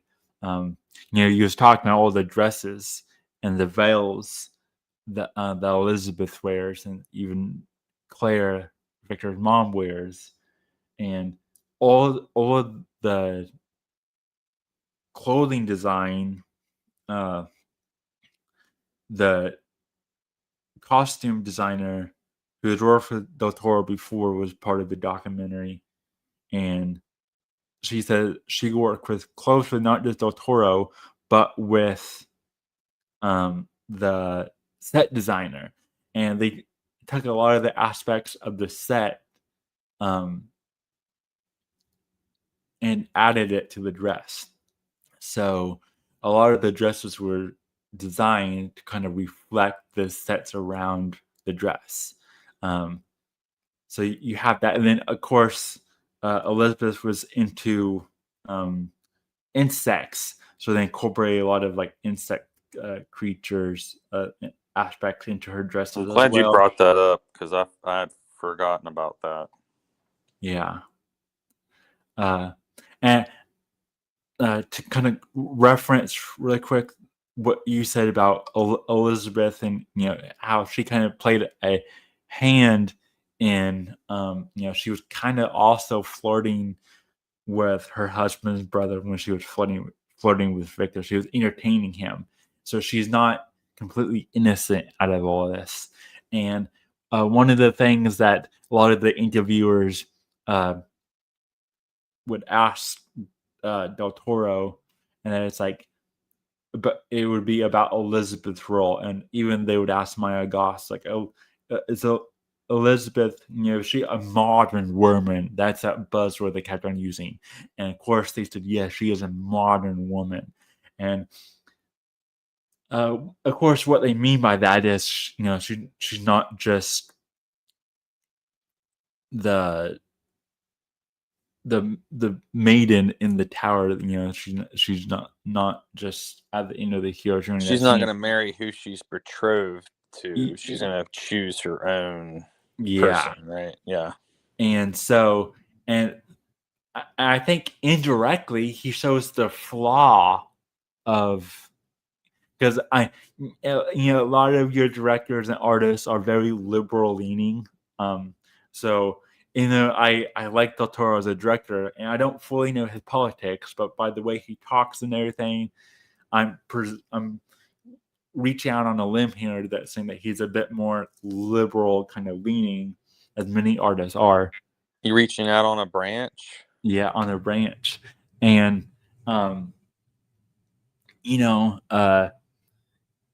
so I think I don't think he meant this like in a base way by any means, probably, most likely. Maybe I think it's probably just accidental, but by having Elizabeth be this modern kind of woman, he's showing the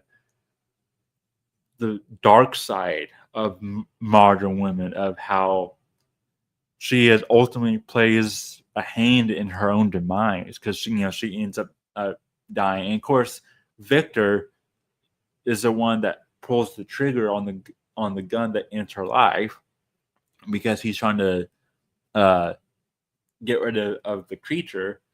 Because at that point, it has clicked in his head that the creature is immortal. And he ends up hitting Elizabeth because she is embracing the creature and trying, like, sheltering the creature. It's like, she's like, "Oh, I'm in love with you. I want to be with the creature, not humans. I want to be with this creature."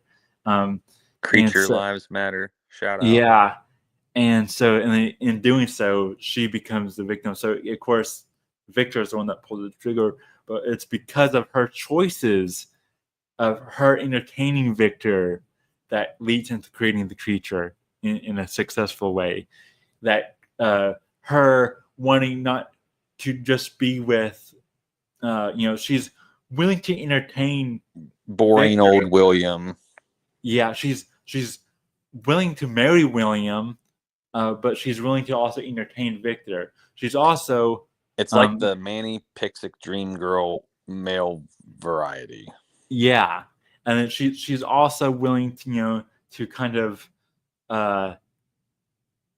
use the benefits of what her brother, because her brother was the donator, the supplier to Victor's experiments. And it's not saying that she didn't care for all these men, but she she played a hand in the ultimate demise of them all, right? Because of her choices. And so it showed her immaturity, that she's put her emotional state above the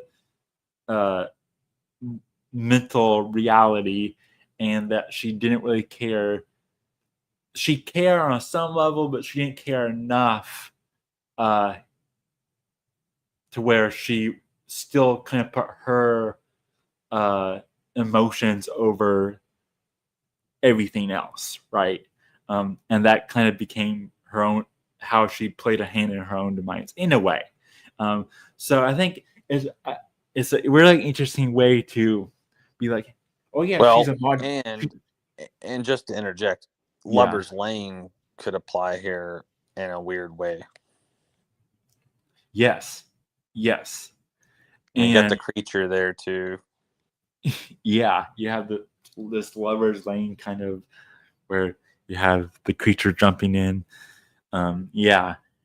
And so I don't think he was trying to be like, I don't think it was Toro trying to be based or anything and be like, oh, this is the fallacies of the modern woman. He was just trying to be like, I need to make a modern woman. I need to take in the feminine consideration and everything and have this strong modern woman that is impactful to the story and everything, and he indirectly shows how modern women puts their emotions over everything, and ultimately is their wildness, their wild, untamed femininity, the dark feminine, I guess you could say, the shadow side of the feminine, will be the demise of the masculine in her life, in a way. But also, the masculine wasn't perfect either. Yeah, but William hadn't really faulted her in any way. And he was a dutiful brother as well, because he meticulously followed the plans of his brother and executed the construction plans of the tower. And that kind of annoyed me too. Like, I was surprised to see that Frankenstein was able to actually navigate his lab in such a way, because it's like, well, dude, you weren't even ever here to oversee the construction of it. But then when, of course, he's in the lab, he seems to know what he's doing. But I thought, well, William should have been the one in the lab running everything. So I felt like that was kind of a weird thing in the story as well, is that Frankenstein didn't even really build his own lab, yet he was the one that reaped all the benefits and did none of the labor, Yeah, he let William, and I forget Elizabeth's brother's name, but he let them do a lot of the work. He would just, strictly focused on his creation. So I think. And is there any final thing to mention here about the Hans guy? Like, where did all his money come from? Why was he so interested in creating a monster? Was he like connected to the Illuminati or something weird? He was. That was Elizabeth's brother. He traded like weapons and stuff in war. So he benefited from the war. So he was like an original. He was like Umbrella. Yeah, and so that's how he was able to let Victor come onto the battlefield after battles and like pick through the bodies. Yeah, all right. Yeah, he's Umbrella before it was high tech. He's like low tech Umbrella. Yeah, and the reason why he was wanting that was he was wanting Victor to create life in the body was because of his syphilis, and because he wanted to be put in a new body. Yeah, he wanted Victor to create him a new body and put his, I guess, spirit or essence into the body somehow. And so, if he had just simply created antibiotics instead, that would have been much simpler and a lot less complicated. And at one point, doesn't he even offer to give his sister to him if he could just cure him or something? So he shows some desperation there on his part. Yeah, he picks up that Victor and Elizabeth has like this little thing brewing on the side, and he's like, well, and I think this moment funny because he's talking to Victor in the restroom, and he's taking a he's taking a piss as she's telling Victor this. He's like, I know about you and my sister. He goes, you have a time limit, and the reason why Victor has a time limit because he only has so much life left to live, but Victor doesn't know that at this point. And he goes, you have a time limit. And I think he says it by like the end of like the month or something, or 2 weeks or whatever it was. And then he goes, and if you're able to do it, I will also give you my sister, or something like that. And then after he's done talking, he like washes his hands, and he goes to leave the restroom, but he never flushed like in the urinal or whatever. And so before he leaves the room, he tells Victor, can you flush that for me? So he's like, like he's showing Victor his hand that he's like, I have the power here. You're going to flush for me. I have the money. I have the power here. And so he's like trying to show, who was actually more powerful in that moment. I thought maybe. Yeah, he like wanted to put him in a subservient role. Like, flush that for me. Yeah. I thought that was really interesting. But yeah, is there any final thoughts? And we can wrap it up here. We're at 2:20. No, I feel like that was pretty much all the thoughts I had in my head about it, because I just wanted to make the point also how similar it was to Golem, but I did that much earlier. So yeah, I mean, overall, I feel like I was pretty critical of the movie, but I need to finish it also. But hopefully it ends better than it started. Yeah, I thought the ending was interesting. Like I said, what I thought was interesting was when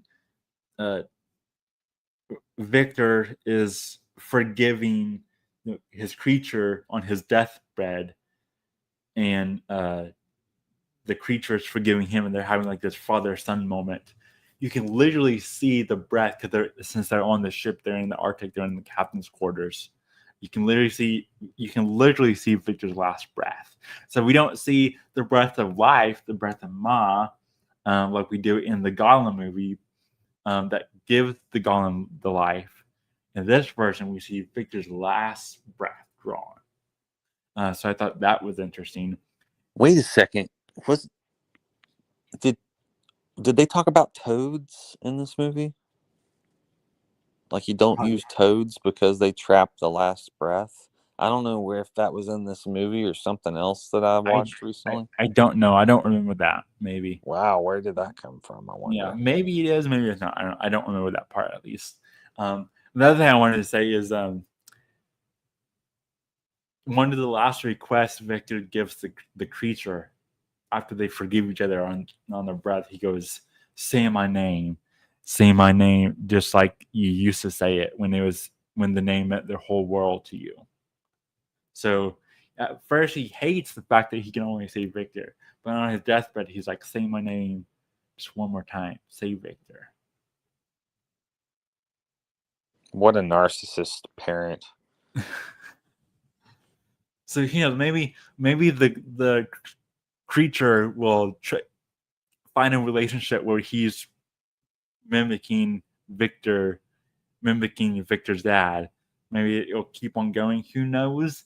Or maybe he'll break the generational trauma. Maybe, who knows where that creature's going to.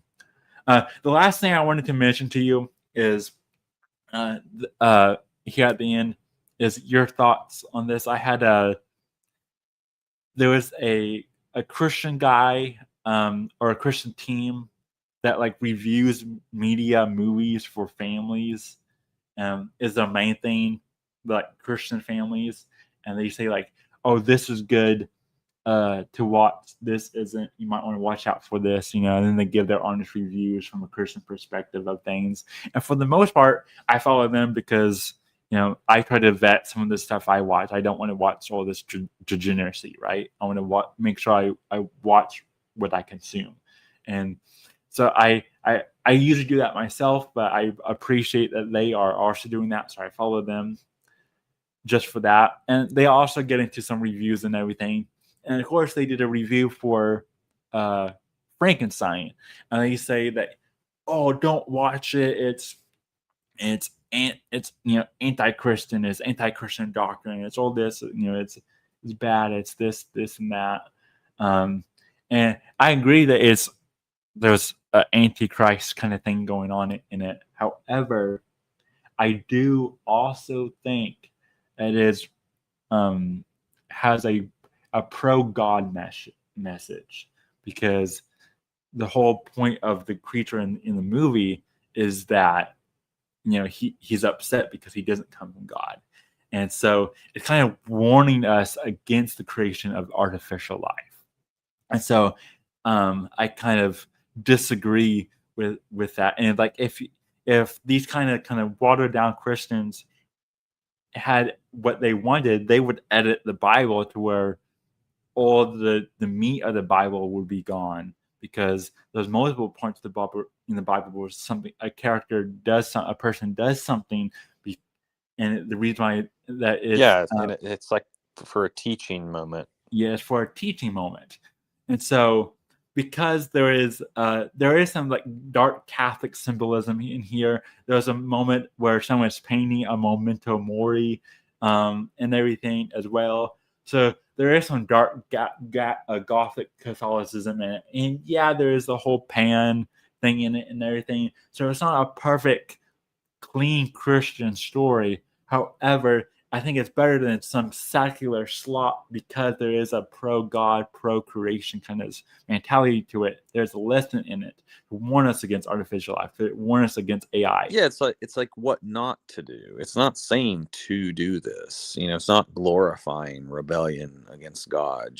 What it is kind of revealing is that even the creature himself realized the sin in his creator's actions.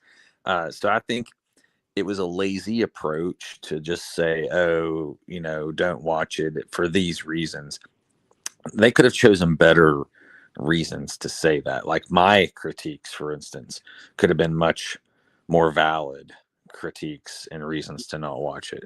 I think it's really just kind of dog whistling, lazy to just say, oh, because of this, don't watch it. Because there are elements. I mean, he didn't pick up a Quran and read it. He picked up a Bible and read it. So, I think there was just some missed opportunities there where they could have used that as a teaching moment. You could have had a really nice discussion on, did Adam feel the way that Frankenstein's monster did at any point in time? Do we ever feel that way?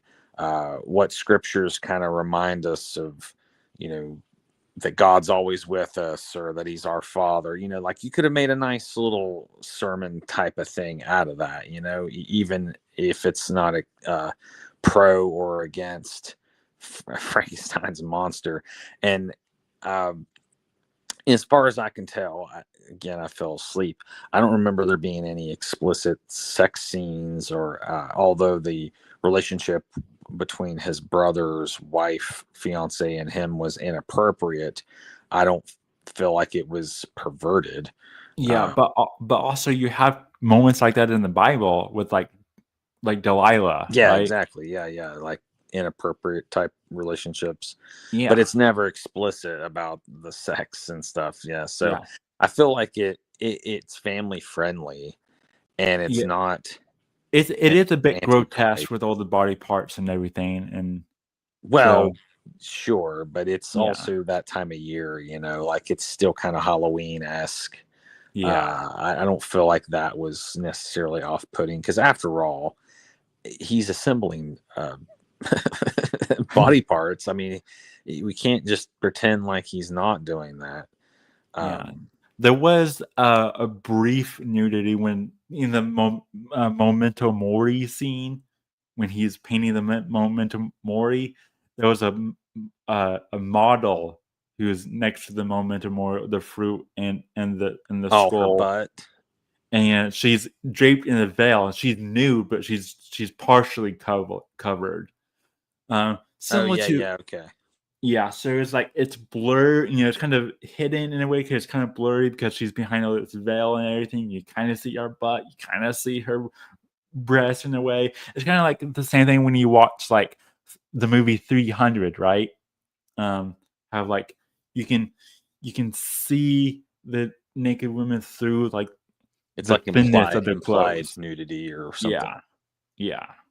So there's a Now, little didn't bit. she eat the peach in that scene? Yeah, I think it's a peach or an apple, and she takes a bite out of it, and he's like, "Stop eating the fruit." She goes, "But you're taking forever to paint me," and like there's this whole like back and forth that they have.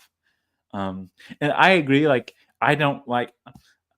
I mean, that's a statistic that's going around that like Gen Z are quote prudish because when they do these surveys on what the different demographics want to see in movies and TV shows and what they don't want to see, I guess there's a large number of Gen Z that all say they don't want like vulgar language and nudity and grotesque, degenerate things in their movies and TV shows, but they keep on putting it in it. And the reason why that Gen Z doesn't want to see it is because we're so desensitized and tired of seeing it in the media and TV shows. And we saw this stuff from such a young age that we're just like, we're done with it. We just don't want to see it on the screen anymore. And they just don't listen. And so when I saw that moment of that model, I was like, I could do without that, but I guess this is fine because it's not overtly hypersexual or anything. I guess it's okay.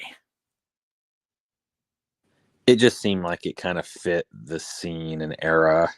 Yeah. So yeah, it didn't like bother me the way a lot of the other things in the movie bothered me. Yeah. And she wasn't like over the top hot or anything either. So Yeah. I don't feel like she was really there to be a distraction. No, I don't think she was. Yeah. It was just another feminine aspect. But yeah, there was also the last thing I want to say is going on the time period. Yes, it's set. I believe it's around the time of Napoleon. I could be wrong though, and so it is kind of like like kind of Victorian and everything. But when Del Toro was creating the sets and the costumes, he wanted it to be kind of like 70s bohemian, like rock star, right? How in the 70s there was a lot of bringing like medieval and Victorian things back into fashion, into vogue, into high fashion of the bohemian hippie lifestyle. That's where like fantasy became popular in the 70s and everything. And so he said he kind of wanted that kind of like rock star version of that whole vintage style. And so that's why it's kind of like it's historical, but it's also kind of steampunk. It's also kind of like glamorous, and why everything feels like it's in its own world. So I thought that was an interesting decision that he made. But yeah, is there any final thoughts here? And then I'll end it. I'll give our outro. No, I feel like we covered everything. And again, it was so similar to the Golem that I think any philosophical thoughts I have relating to the topic, I did justice in the Golem video. So yeah, I feel like I covered everything. Awesome. Yeah. Well, thanks everyone for watching. Thanks Brant I know he didn't watch the ending of it, but I appreciate him trying to sit down and watch the movie. Because like I said, I just thought it would be an interesting conversation between us. We won't do this for every review that I have. Of course, it's kind of just a one time kind of thing where I just thought a lot of what we talk about on this channel was shown in the movie, so I thought it would create an interesting discussion. So I appreciate that not only did he give it his time to have this discussion, but he even gave his time to even watch the movie. So I appreciate that. Well, mind you, I was trying to watch it in the theaters. It's just that none of the theaters around here was playing it. So had I caught it in the theaters, I probably would have been able to watch it entirely. But as a consequence of watching it in the comfort of my home at the end of a long day, I did fall asleep. So I'm sorry about that. It's fine, yeah, and so I hope you guys enjoy this discussion. Like I said, this is part 3 of like a 3 video series that we've done. First one was the Watch Halloween Golem 1915 Halloween special. The second one was my Kingdom review, solo review of the Toro's Frankenstein, and then we have this whole discussion. So you can watch that. We also have a Pinocchio video on the channel for the Toro's Pinocchio. So I have a bunch of stuff so like, subscribe. Thanks everyone for watching. Coming up, we have more Kingdom reviews. We have more X Spaces on our X, so go follow us on Instagram and X at channel KOK TV or King of Cups TV on Instagram. And you can tune into our X Spaces or listen back to our X Spaces. And again, more Kingdom reviews. And our next Kingdom review will be our year-end recap. We'll talk about White Boy Summer and Dark Father and Dark Maga, what's been going on this year and geopolitically on the world stage, but also in the eternal zeitgeist of the youth of Gen Z. And I guess you can say all the millennials and what's going on with the whole White Boy Summer thing and the Dark Father, Dark Maga, AI of it all, and give that year-end recap. That's our next Kingdom reviews. So you or not Kingdom reviews. That's our next Kingdom branch. So my apologies. And then of course my next Kingdom reviews will possibly be Anastasia for the holiday season. That might not even be. That'll be a good one. Yeah, might not even be Kingdom reviews. I've started this other series, Annie Mason, where I review animated stuff. So that would actually probably be Annie Mason, which is Annie Mason is just Kingdom reviews, but I want Kingdom reviews just to be film and animation just to be animated things. But it's the same premise where it's just me doing solo reviews. So that'll probably be the next animation for the holiday season. And we got a Black Goo X Space, I think, is the only other thing we got planned right now, right? Yeah, we have a Black Goo X Space. And then after that, we'll be getting out of the theme of the holiday season, and we'll be kind of getting back to our normal stuff. So probably more another Gods of Playwright eventually. And we have archetypes, where I go over the archetypes. That's kind of been pushed back in our back catalog to go over these seasonal topics. So, Black Goo X Space coming up for all things Primordial. And I believe Eve and will all be things gooey. And all things gooey, of course. So I believe Eve will be joining us for that one. So that's correct. Yes. So go tune in and you can chat with us or listen back to that one as well.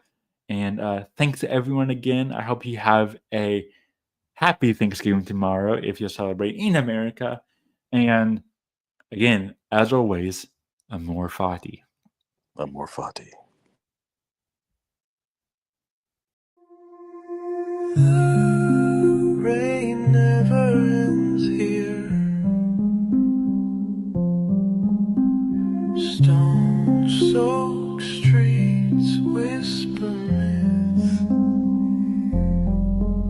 From lyrics in the word stuff.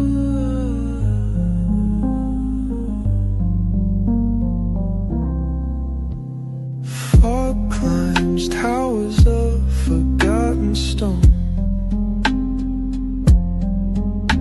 A king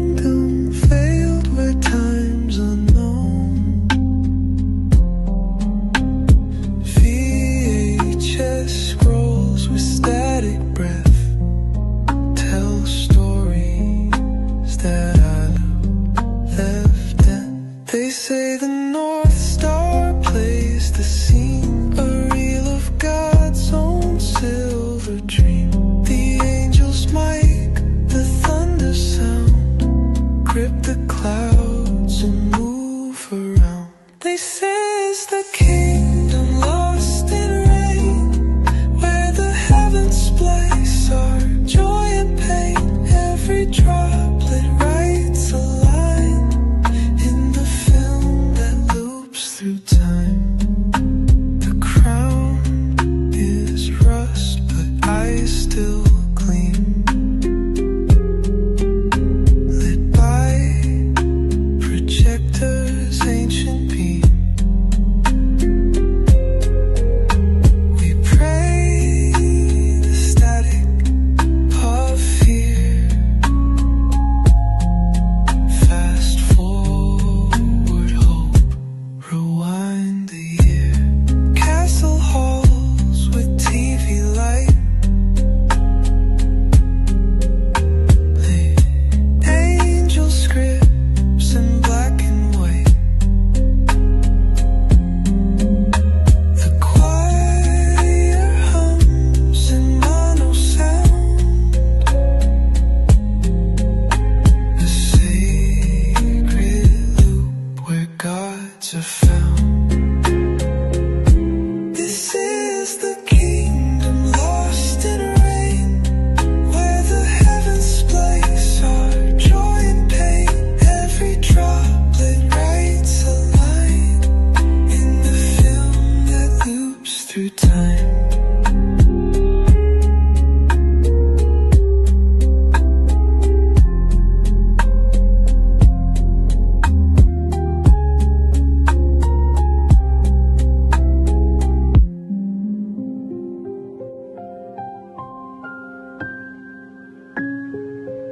Silent cut, sing retouch.